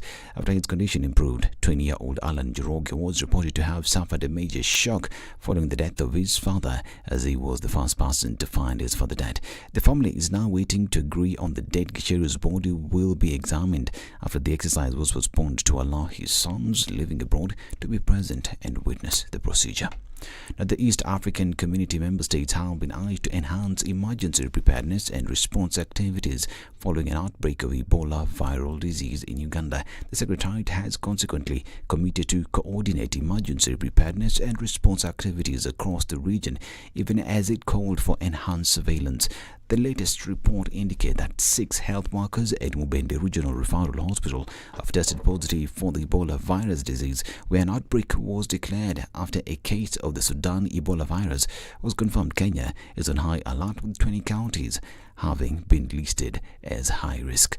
Still on the same end, Uganda's health ministry has advised Ebola survivors to abstain from sex for at least 3 months after being discharged from the health facilities unless they are using contraceptives. This follows fears that the killer virus can still be transmitted even if victims had initially been given clean bills of health. By and large, Ebola is transmitted via bodily fluids such as blood and saliva, but there have been instances in which scientists have detected the virus in the semen of male survivors months after making full recoveries. According to Dr. Atarayela, a clinical epidemiologist who had vast experience handling the virus, the disease can still be spread even if survivors have no visible symptoms of infection. Now, the United Nations Secretary General strongly condemned Russia's plan to formally annex 4 areas of Ukraine, saying it is illegal and must not be accepted. He said any decision to proceed with annexation of the 4 Ukrainian territories of Donetsk, Luhansk, and the east of Kherson and Zaporizhia in the south would have no legal value and deserves to be condemned. The Kremlin announced that it will hold a ceremony today to officially incorporate the 4 areas of Ukraine into Russia. The move has been dismissed as illegitimate by Ukraine and its allies, who are raiding new sanctions against Moscow in response. Now, a group of women in Afghanistan's capital Kabul staged what was the first demonstration in support of protest in Iran before being forcefully dispersed by Taliban authorities. The rally comes as nationwide protests continued in the neighboring country over the death of a young woman, Masa Amini, while in detention by morality police in Tehran for failing to properly cover her hair with a hijab. Witnesses in Kabul said that 30 female activists in headscarves gathered outside the Iranian embassy. This is News Wire. Dennis Aseta. Good morning.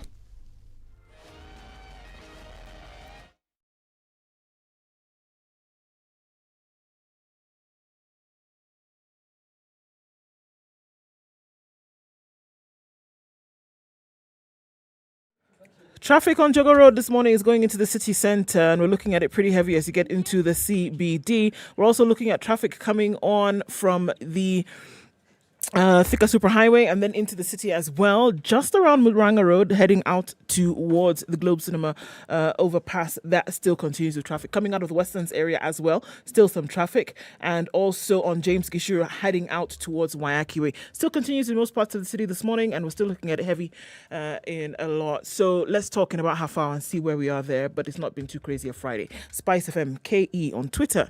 Let's keep moving this morning.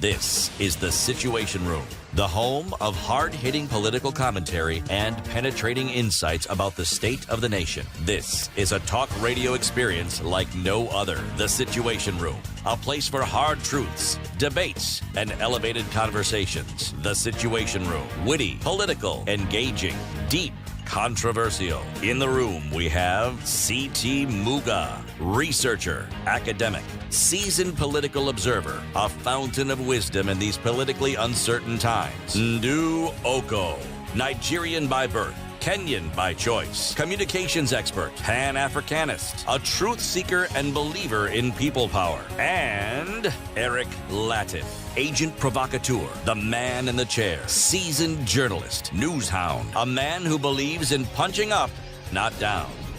This is The Situation Room, minutes after 9. the only way to start your day. We are on to the final hour of Kenya's biggest conversation this morning. It's Friday, the 30th of September, 2022. Every Friday, we have a health conversation. We are going to embark on a health conversation looking at the health of the heart. Wakamati ya roho chafu. We are dealing with it this morning. All of you. All of you. But before we welcome our guest, who is a seasoned cardiologist, let's first hear the day's proverb from a seasoned proverbiologist. This is our final proverb from the country of Niger. You cannot shave a man's beard in his absence. You cannot shave a man's beard in his absence. No, you cannot. Kabisa? Well, the beard is not detachable. You can't sort of like be in one room and your beard is in another. You move with it. It's not a shoe. Somebody sent a comment there saying, no, you can shave a man's beard virtually. Okay. We live and learn. Who are you to argue? We live and learn. If they have that experience, it's okay. Then they have that experience. They have the experience. But they certainly didn't get the experience in Niger. No, they didn't. Clearly not. Dr. Robert Mathenge is a consultant interventional cardiologist. He is the head of the cardiology and what section at Nairobi Hospital? Yes. He is, now what's that word? Phlebologist? That one. Oh, that's a vein specialist, like varicose veins. Okay. Yes. Phlebologists at Equatorial Heart and Blood Vessel Clinic. Yes, yes. And all those many other things. Karibu sana daktari. Asante sana. Good to have you on the show. Yes, asante sana. Let's start with that phlebologist part. We'll go to the heart we know. The phlebs know. The phlebs. What are those? The body, the heart pumps blood to the tissues through the arteries. Yeah. But how does the blood get back to the heart through the veins. The veins. And the veins have special characteristics because they are close to the skin. They are very superficial. And that's what causes problems in future because they are very superficial, not covered by adequate tissue.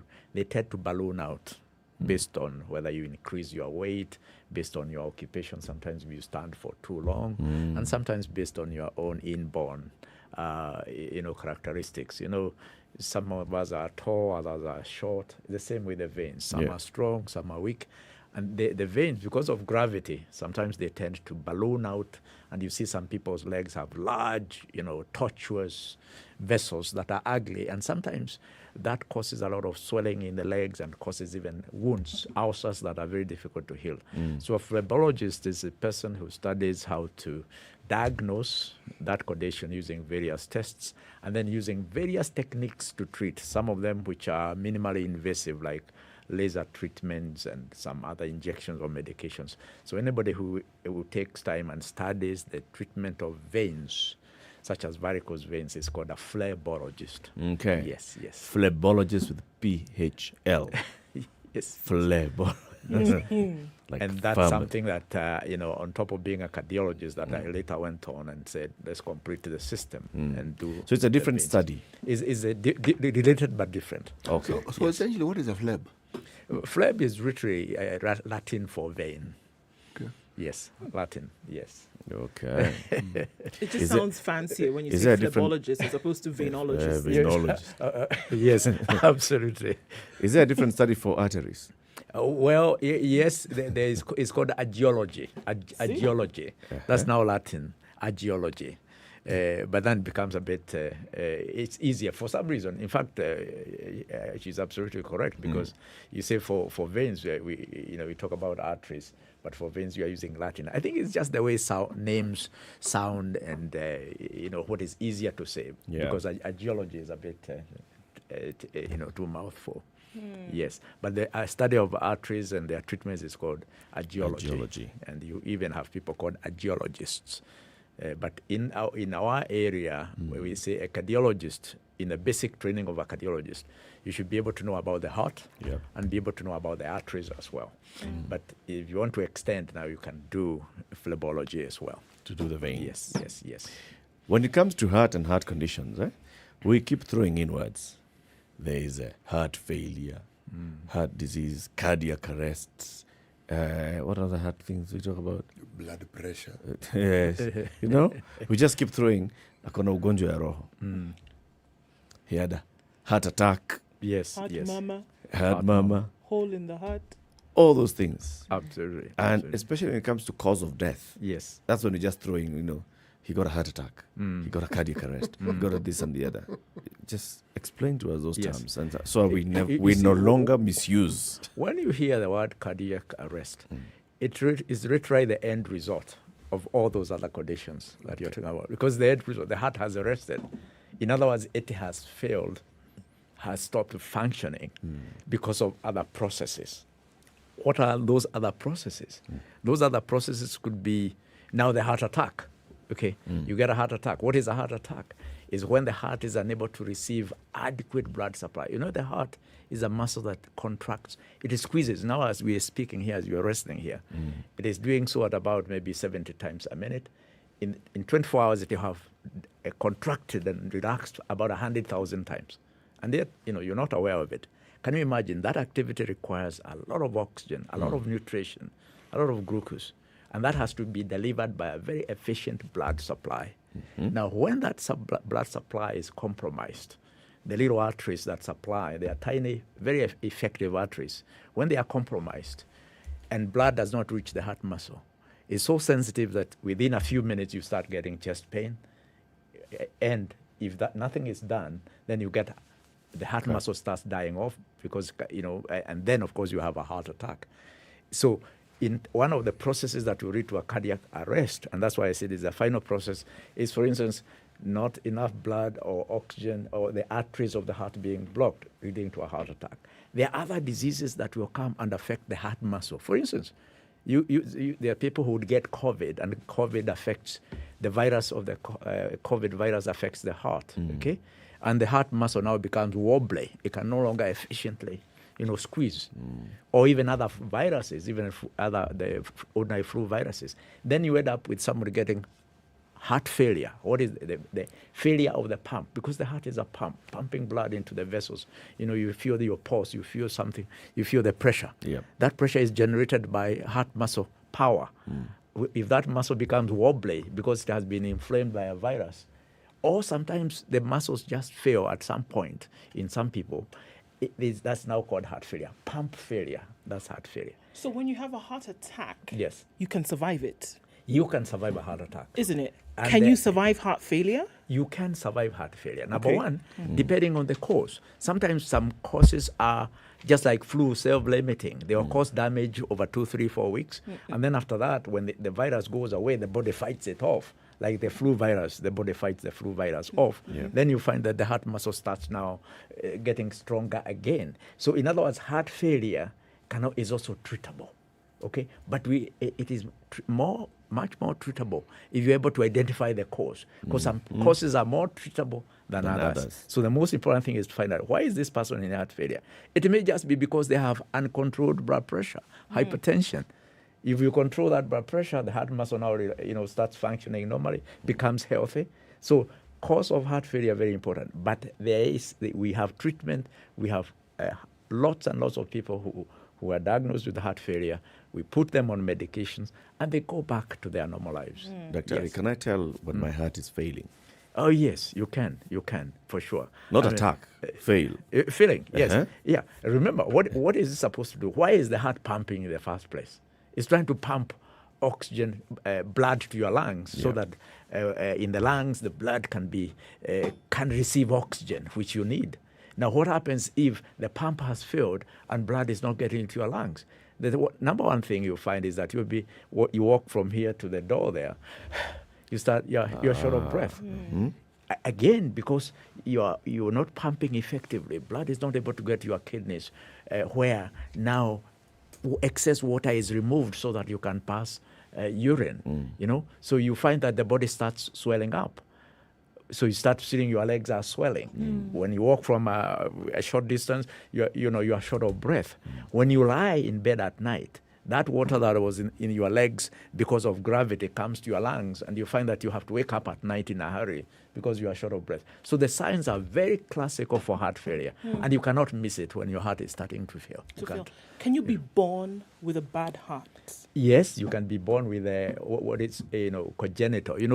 I mean, the wonder of nature is such that you're able to get a whole human being with absolutely nothing going wrong, born with everything, your eyes, your ears. Perfect. But sometimes, but sometimes things, for some reason rearrange themselves in a certain way. And you find that, like, for instance, the heart has partitions. It's two hearts with a central partition and then the other partitions as well. And you find that sometimes those walls don't come together to close so that somebody is born with a hole in the heart. Sometimes a blood vessel, because you have vessels that when the heart pumps, blood has to get out. Sometimes they come out through the wrong chamber. But these are very, very few instances. But it happens, okay? Despite the perfection, of the Creator, there are some things that come out like that. Right. Now, so you can be born with what we call congenital heart disease. That is congenital heart disease. So born with. Again, Kenya is one of those countries, particularly in sub-Saharan Africa, which established, facilities to treat this.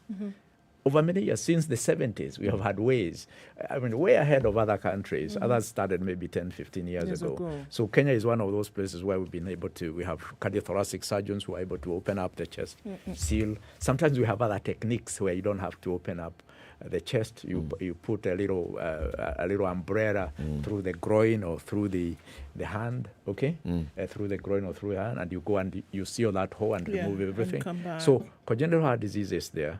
But it is also treatable. The key thing is to be diagnosed early, and of course now to present yourself for treatment. If you did a comparative analysis between congenital and then, I don't know what the other term would be for those... Acquired.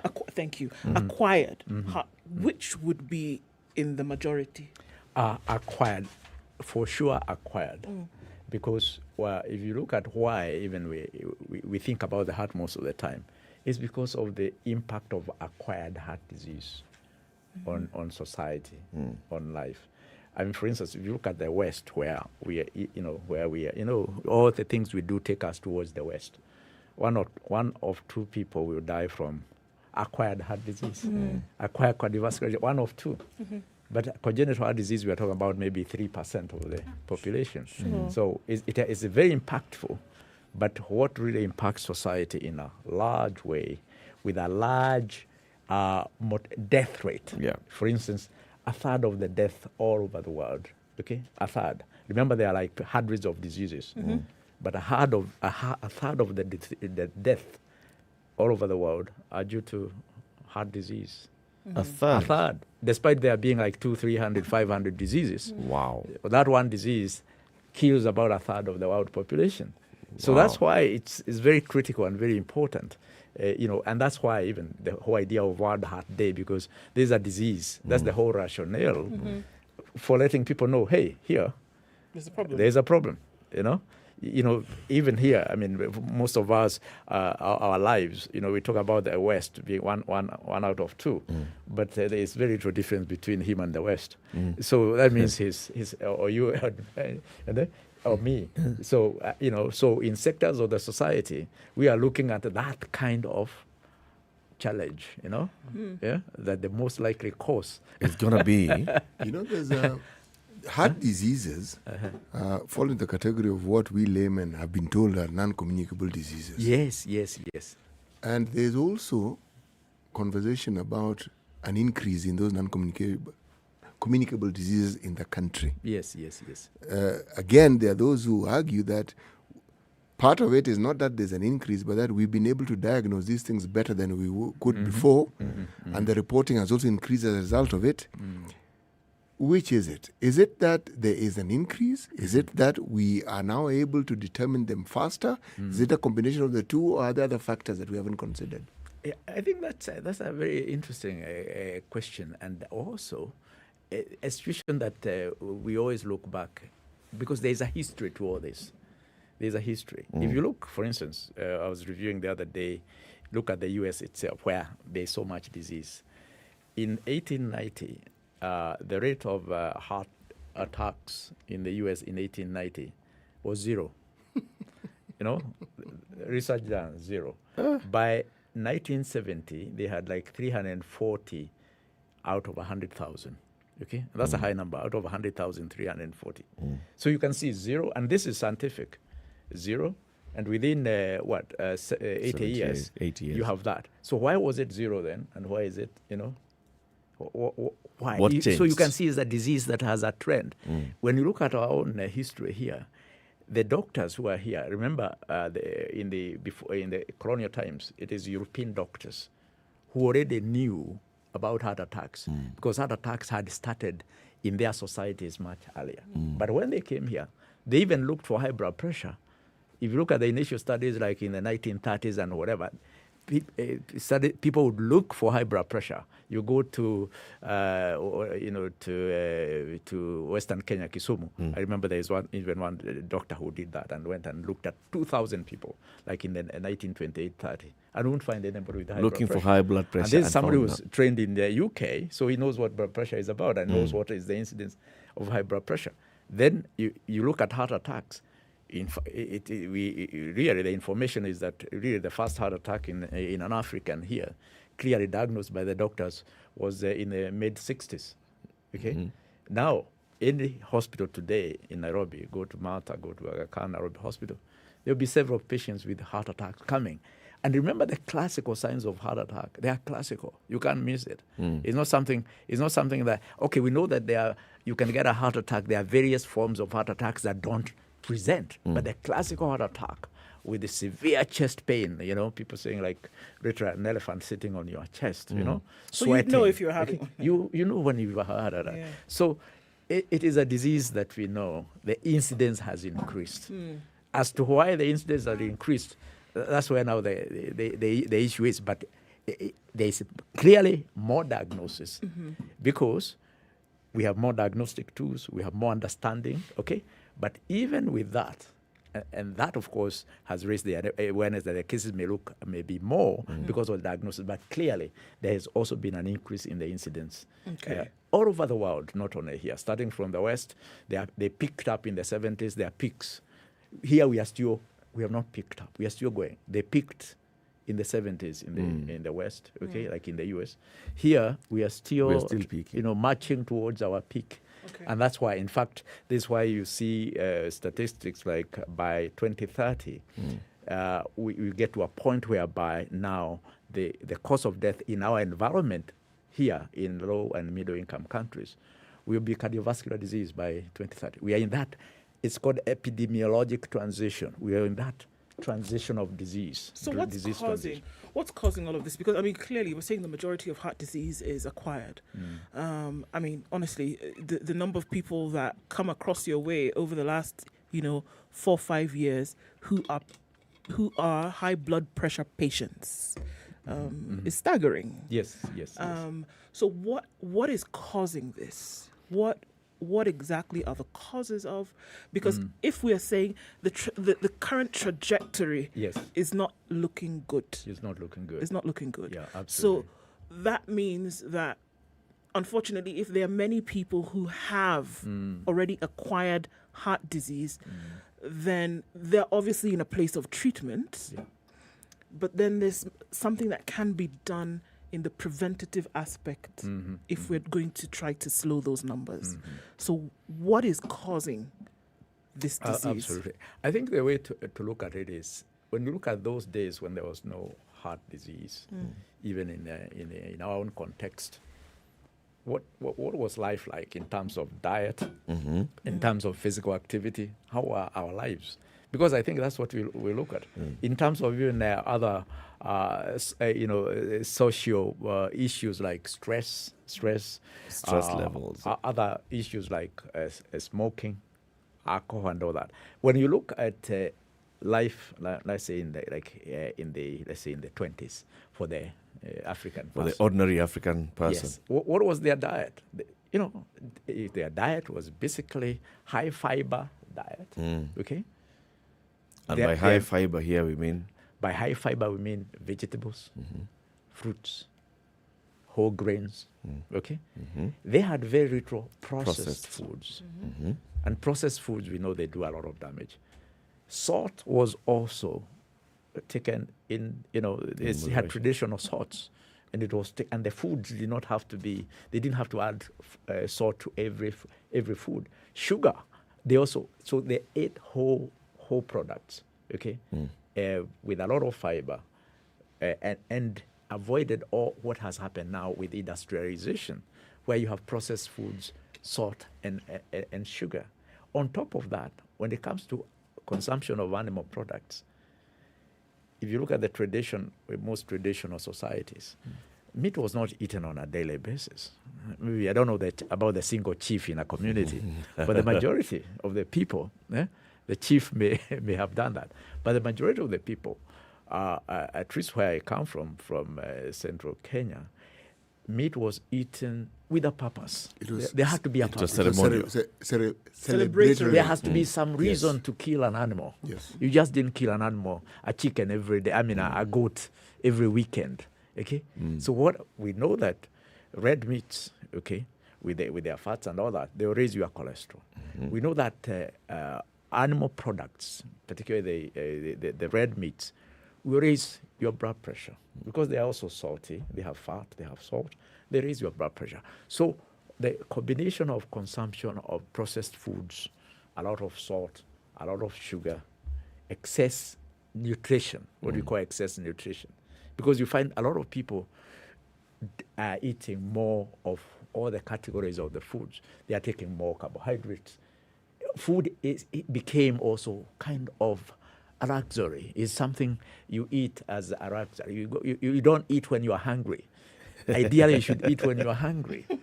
But we don't. You go out. Let's go and eat. let's go out and eat. It's a social event. It's absolutely. That's exactly the word I was looking for. It becomes now a social event. So all that conversion. And then look at what industrialization did also. It changed the way of our occupations. I mean, you came here in a car. So unless you really program to exercise, okay, you program to exercise, you're not going to exercise, okay? True. You're not going to exercise. So physical activity. In the older traditional days, you had to run around, run after that animal, deer, probably for 5, 6, 7 kilometers before you catch it. Huh? Right? Yeah. You're out there in the gardens in the and farm, all that. tealing. So our level of physical activity also went down. So when you combine all these factors, and there's something that's always noted, like in the Second World War, when in some cities in the US, they took all the bacon, all the eggs, okay? All that was prioritized to be given to be canned and taken to the military in Europe. So some societies found themselves now eating, growing their own vegetables, okay? Those people who are left, after 4 or 5 years, the doctors noted that the incidence of heart disease dropped. While, of course, to the people... Because now they were eating whole meals. The sausages and the eggs were taken in canned form, had much more disease. So in other words, this is something that's directly related to our modern lifestyles of what we eat, our level of physical activity. And don't forget also the stress. Stress also affects sugar, affects pressure, affects cholesterol. And societies have become stressful as well, because now for you to survive, you have to get a job. Before, you were born in a community. The community had a farm, okay? Life was easy. After the harvest, you had celebrations and all that.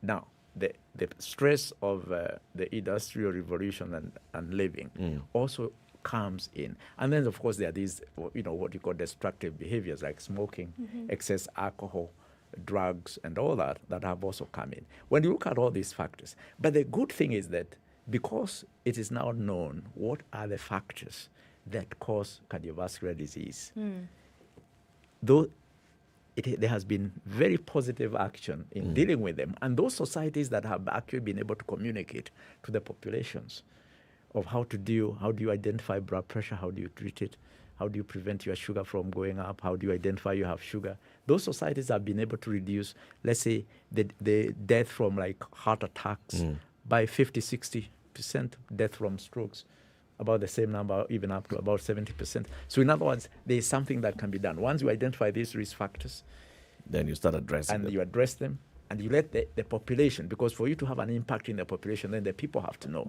so that they can help them. They can really do something for themselves. We know that by looking at this, by doing this, you can have a great impact. And from an individual point of view, you can protect yourself from getting a heart attack, from getting a stroke, from having, of course, other damage. By the way, if you can allow me to complete that, the whole essence of all that is your arteries. Your arteries. Because you're not going to get a heart attack unless you have damaged your arteries. You're not going to get a stroke unless you have damaged your arteries. In fact, we have a saying that you live as long as your arteries. You damage your arteries at 45, you're done. You damage your arteries at... Now, and those people you find walking around straight, good posture, healthy, in their 90s, they have one constant. You look at the arteries they have good. Minimum damage. So all this talk, all these things we talk about is how do we protect our arteries? You keep your arteries clean, unless now you go and get into some accident. And by the way, the diet that you keep your arteries clean is the same diet that will protect you from cancer. And cancer is the other killer. You'll tell us about this diet. Okay. Let's take a break. Let's take a break. Okay. We want to know how to keep our arteries healthy. As we think about this. For as long as you can, 27 minutes to 10. Dr. Robert Mathenge is a consultant interventional cardiologist. He's also a phlebologist at Equatorial Heart and Blood Vessel Clinic and the head of the cardiology division at Nairobi Hospital. Yesterday was World what day? World Heart Day. Why are you looking at me like you don't know? I wasn't sure if you wanted me to answer or you were just doing those things that teachers normally do when they're going to tell you the answer anyway. So, I was just following your lead. Okay. So I want you to tell us about Naivas then. Right. So kids went back to school this week, isn't Yes. it? But Naivas has the great Shuja offers and celebrating the Shuja, which have been teachers, which have been learners, which have been parents across board in a very difficult year. So going back to school in the third term of what was a really short year, and Naivas is saying, as you're going back to school, come and take advantage of the great offers up for grabs until stocks last. The conversation continues with Dr. Madenge shortly. Remember, Showmax episode 5 of County 49 is out on Showmax for as little as 760 shillings a month. www.showmax.com. You'll find that and very many other beautiful programs. This is the Situation Room, the only way to start your day.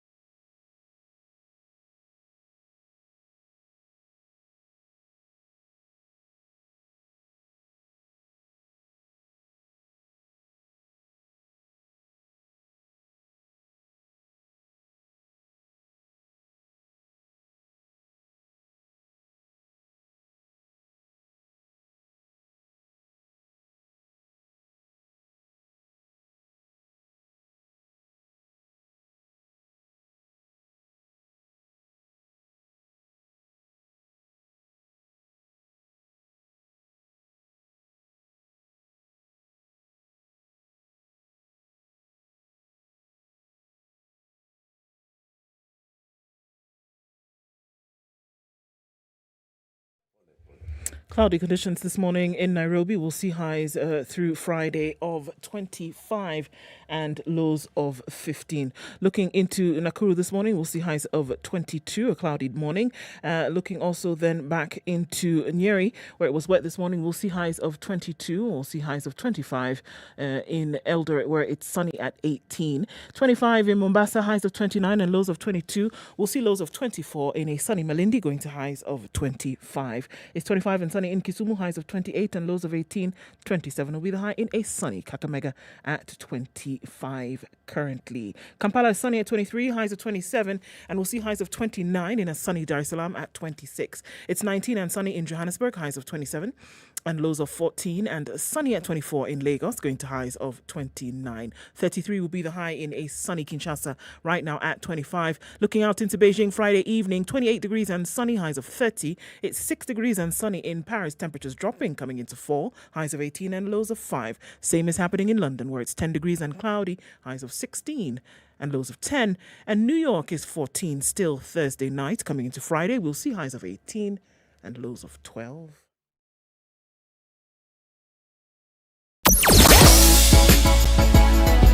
Sugar and spice and everything nice. Spice FM. Spice up your life. All right, coming out of traffic hour, a little bit here and there, continues in many parts of the city, but manageable levels now is what we are looking at. Coming off the Thika Superhighway, traffic, I think now down to a dull roar.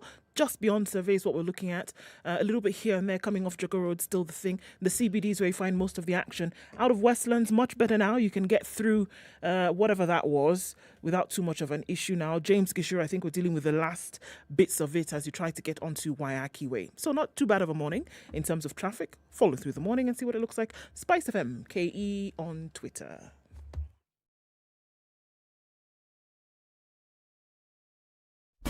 Classic soul, R&B, smooth jazz, neo soul, and nostalgic ballads. Make some noise. Yeah. You're listening to Spice FM. Mature, intelligent talk every morning. Spice up yourself.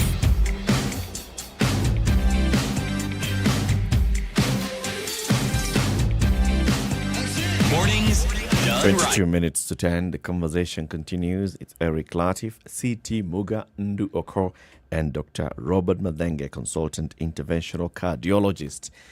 Yesterday was World Heart Day, and today we are learning from the doctor. And you've just told us before we took the break that it's possible for us to take care of our hearts, and by taking care of our arteries, how do we do this? Let's just go straight into it.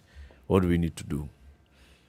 I see. No, thank you, Eric. I think when it comes to what do we need to do to keep our arteries clean, because that's the whole essence of really preventing cardiovascular disease.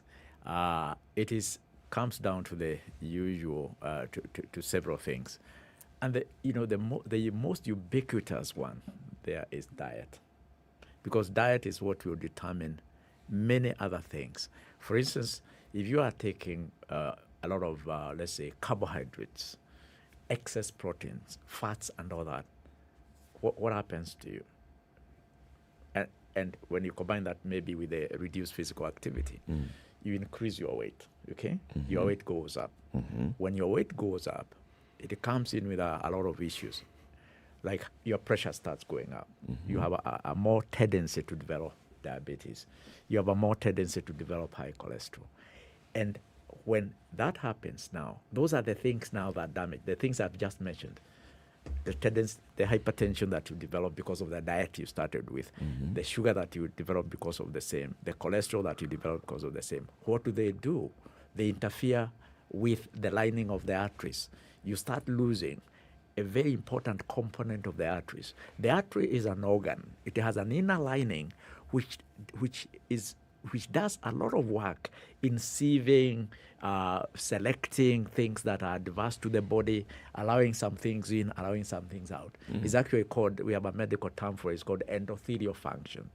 When you lose that because of high blood pressure, which originated from your diet, from diabetes, which originated from your diet, from high cholesterol, you lose that endothelial function, you lose that sieve, then things just start going into the blood vessel. When they get into the blood vessel they start swelling.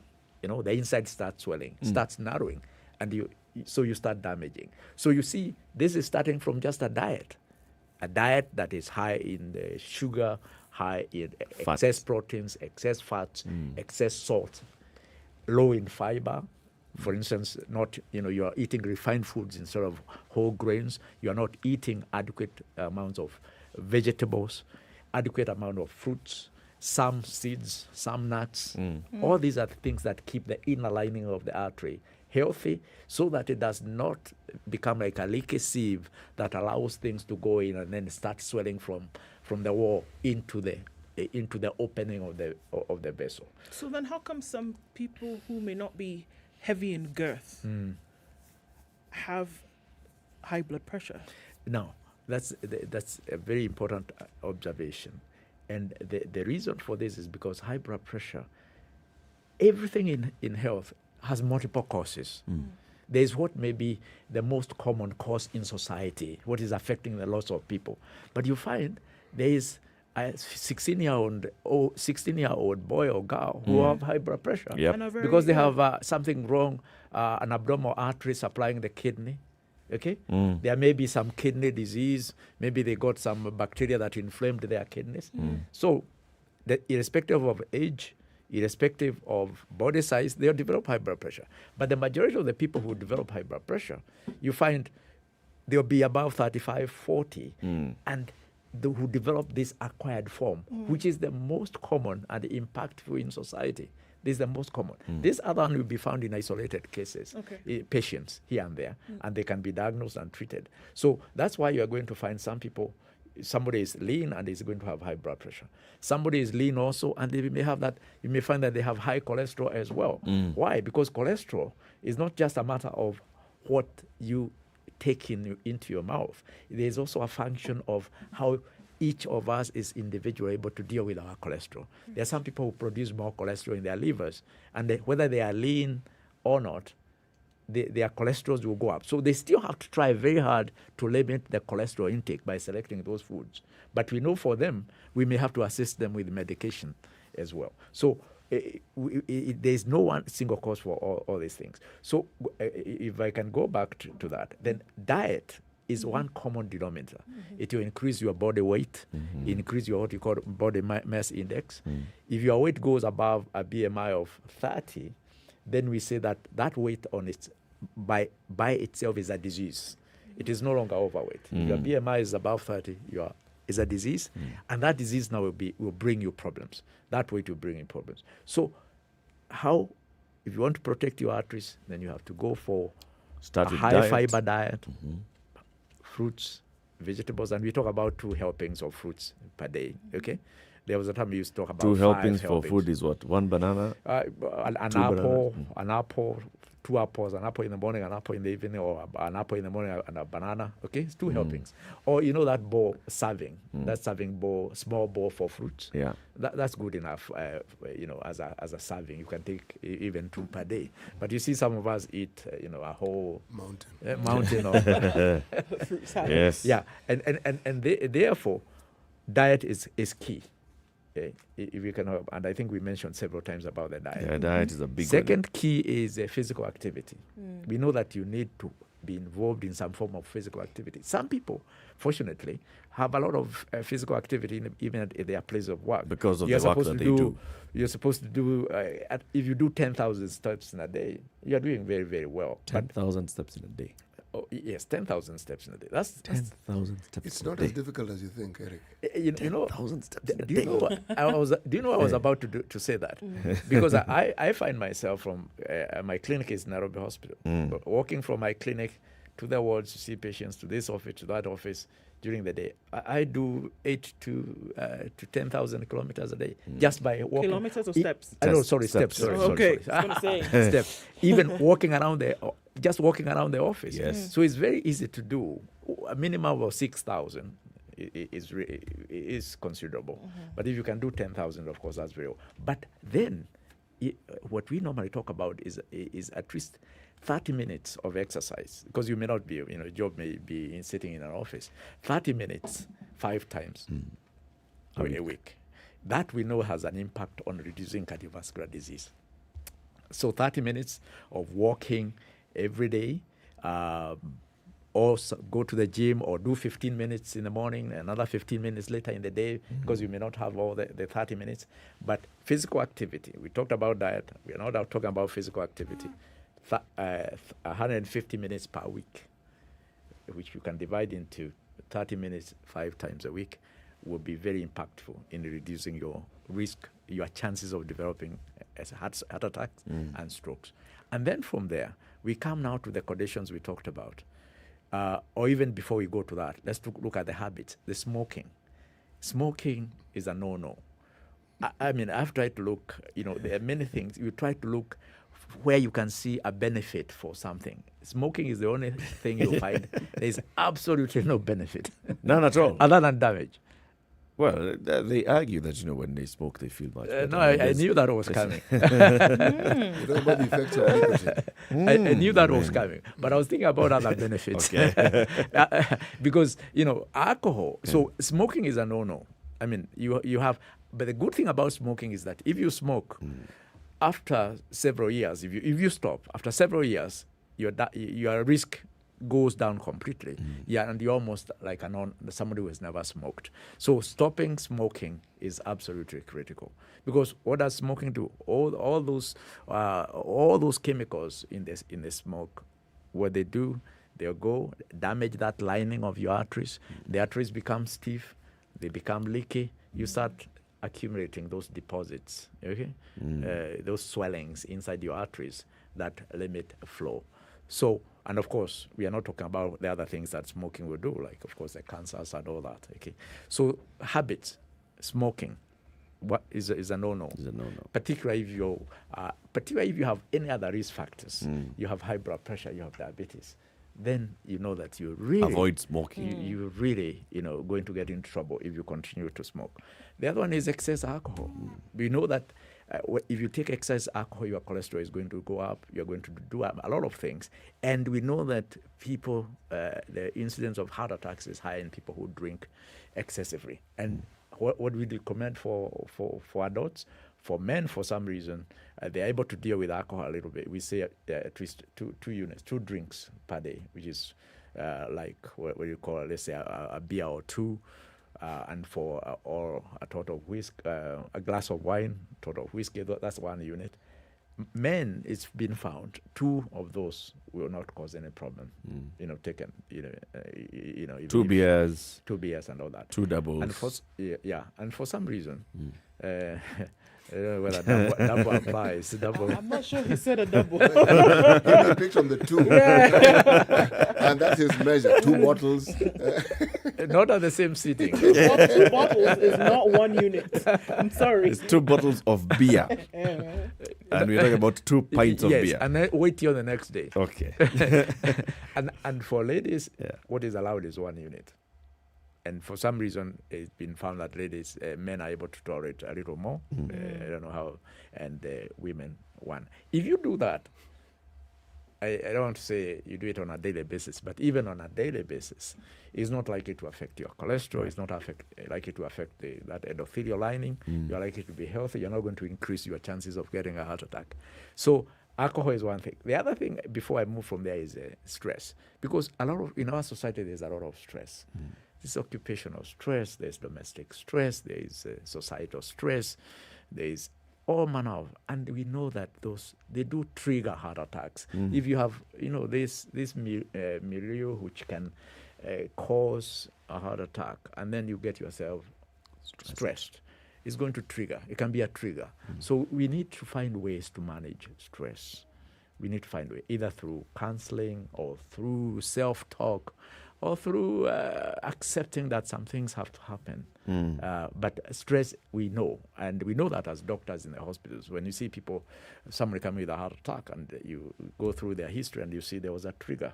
Okay, this person, if they didn't go through that stress, maybe they would have had time to look at all these risks, and worked on them. But because the stress came in, it brought in the heart attack earlier. So we need to deal with it. There's a discussion, Daktari, that with reference to the diet, examples are given of communities whose diet is predominantly meat. Yes. Like the Maasai.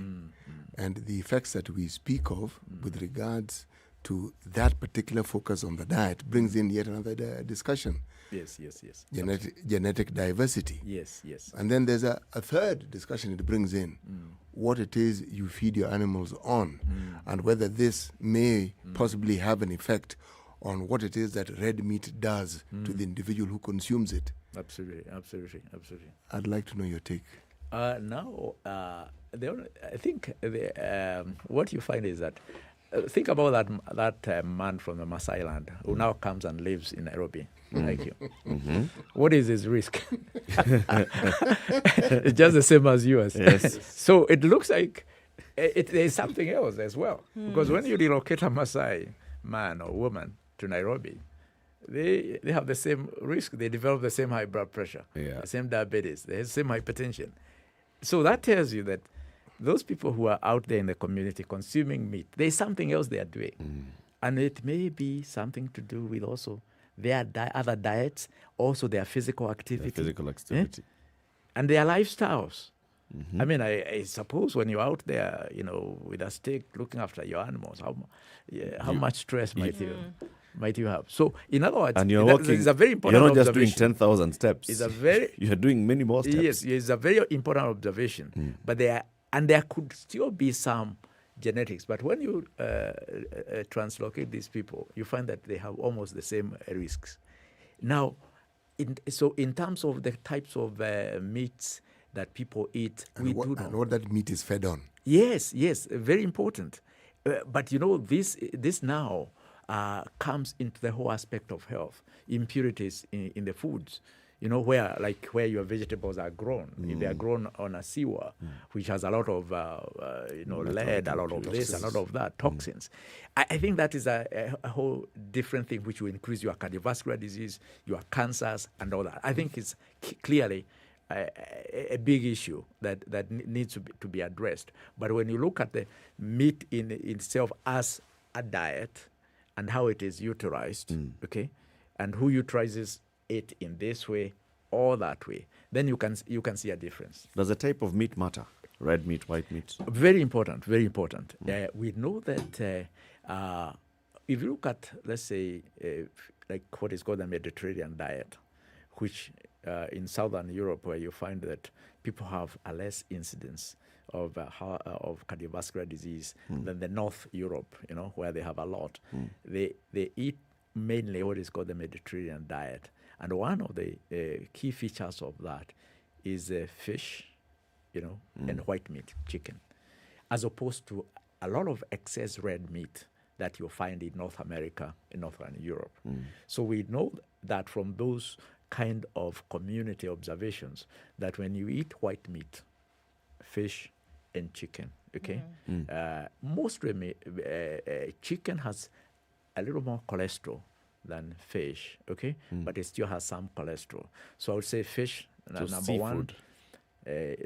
Seafood, some sorts of seafood you have cholesterol. That's why we say we talk about fish.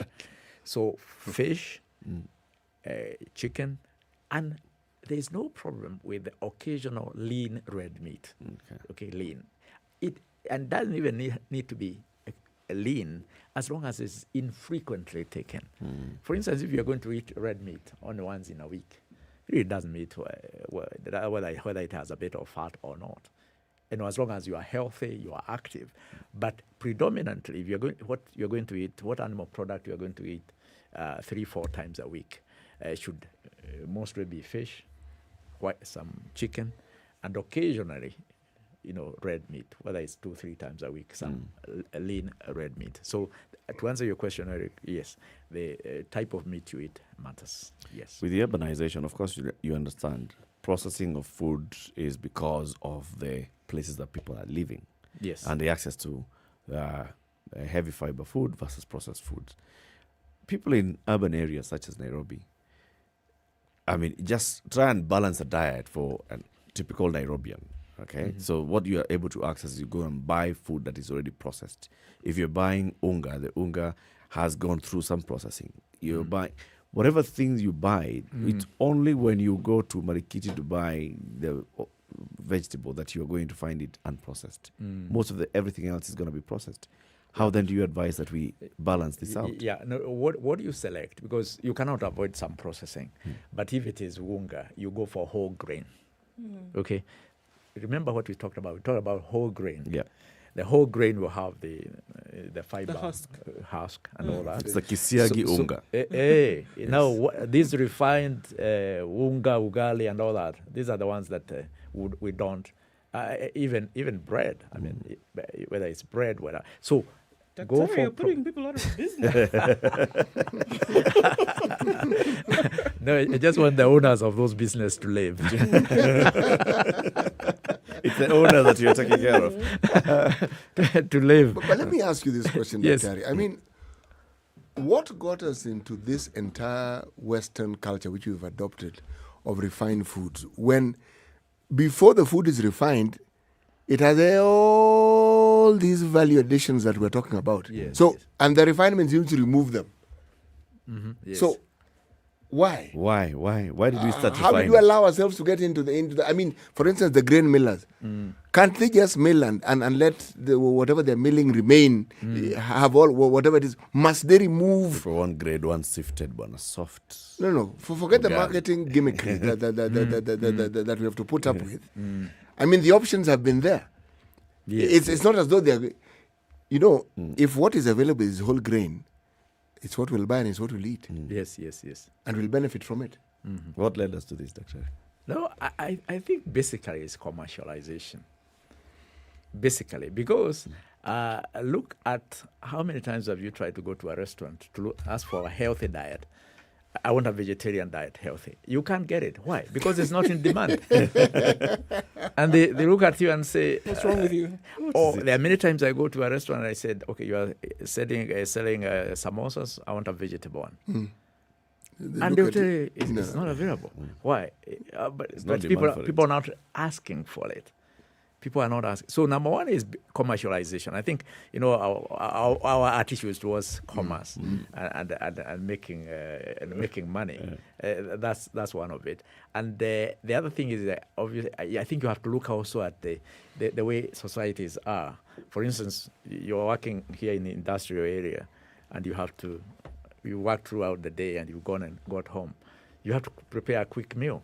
Sometimes some of these processed foods are the ones that allow you to make a quick meal, a quick ugali, chapati or whatever, quickly. So there are factors, but it's a very important question. And I don't know, actually, it can only be addressed through societies understanding, people understanding individually, and also because government has a role in really regulating people's lives, okay? It has an interest because it still have to pay the bills for, building hospitals, equipping, training people.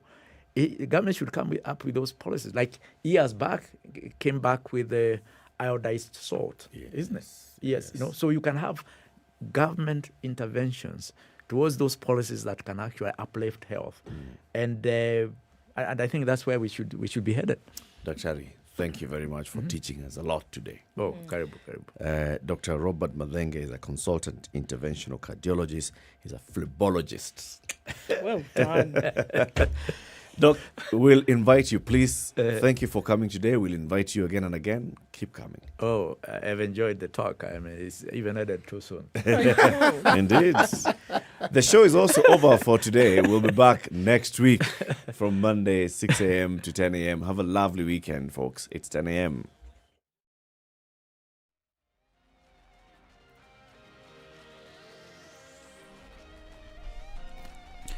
Good morning, this is Newswire. I'm Dennis Aseto. The National Police Service Commission has appointed Masa Hamisi Salim as the Acting Director of Criminal Investigations. The appointment of Senior Assistant Inspector General Masa Hamisi comes following the resignation of George Kinoti as the DCI boss. In a statement, the National Police Service Commission said Hamisi will occupy the seat until the position is filled substantively and competitively in at least 14 days. Now, the Nairobi Metropolitan Services Director General Mohammed Badi will officially hand over back its functions to Nairobi County Government today. The handover event will be presided by Nairobi County Governor Johnson Sakaja and the NMS Director General at City Hall. During Governor Sakaja's swearing in last month, Badi said the body will hand over 4 functions under its mandate back to the city county. Badi, who had attended the swearing in ceremony of the new Nairobi Governor Johnson Sakaja, said the unit has concluded its mandate and it is time to relinquish the reins. The Nairobi Metropolitan Services is set to officially hand over the functions to the county government of Nairobi following the swearing in. Now, the East African Community member states have been urged to enhance emergency preparedness and response activities following an outbreak of Ebola viral disease in Uganda. The Secretariat has consequently committed to coordinate emergency preparedness and response activities across the region, even as it called for enhanced surveillance. The latest reports indicate that 6 health workers in Mubende Regional Referral Hospital have tested positive for the Ebola virus disease, where an outbreak was declared after a case of the Sudan Ebola virus was confirmed. Kenya is on high alert, with 20 counties having been listed at high risk. Meanwhile, Uganda's health ministry has advised Ebola survivors to abstain from sex for at least 3 months after being discharged from health facilities unless they use contraceptives. This follows fears that the killer virus can still be transmitted even if victims had initially been given clean bill of health. By and large, Ebola is transmitted via bodily fluids such as blood and saliva, but there have been instances in which scientists have detected the virus in the semen of male survivors months after making full recoveries. According to Dr. Atara Yela, a clinical epidemiologist who has first-hand experience handling the virus, the disease can still be spread even if survivors have no visible symptoms of infection. And the United Nations Secretary General strongly condemned Russia's plan to formally annex 4 areas of Ukraine, saying it is illegal and must not be accepted. He said any decision to proceed with the annexation of the 4 Ukrainian territories of Donetsk, Luhansk in the east and Kherson and Zaporizhia in the south would have no legal value and deserves to be condemned. The Kremlin announced that it would hold a ceremony today to officially incorporate the 4 areas of Ukraine into Russia. The move has been dismissed as illegitimate by Ukraine and its allies, who are raiding new sanctions against Moscow in response. And a suicide attack at an education institute in the Afghan capital of Kabul killed 19 people and wounded dozens, but there was no immediate claim of responsibility for the attack. Many of those living in the western area where the blast occurred are Hazara, an ethnic minority targeted in past attacks launched by militant groups including Islamic State. Kabul police spokesperson Khalid Zadran said the 27 people had also been injured in the attack, revising the number of wounded down slightly from 29 announced earlier. He said the attack took place at an education institution where an entrance exam was taking place. Schools are normally closed in Afghanistan on Fridays. And an extraordinary and resilient African elephant who defied all odds to give birth despite being shot 5 times by poachers has died. Monsoon was euthanized by veterinarians after collapsing several times in poor health in Samburu, an arid expanse that, like most of northern Kenya, is suffering the driest conditions in 40 years. The great matriarch was believed to be in her mid-60s at the upper reaches of life expectancy for an elephant in the wild. A mother of 7 calves, Monsoon survived being shot 5 times during a rampant poaching crisis about a decade ago that sent Africa's wild elephant populations into a freefall. During the wholesale massacre of elephants for ivory, Monsoon lost 2 of her own calves to poachers, and scientists believed she would never give birth again after the trauma of being shot. But in 2018, she delivered a calf in Samburu 9 years after her ordeal. It was not the first time she had defied the experts. In 2006, she led her family to safety up one of the biggest hills in Samburu shortly after Save the Elephants published a study asserting that elephants tended to avoid steep terrain. May she rest in peace. I'm Dennis Aseda. Good morning.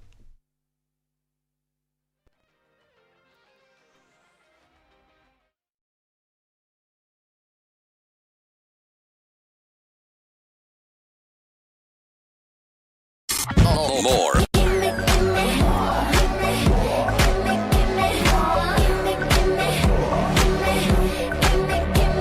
You played the best music. 94.4. You're listening to Spice FM. Back to the music.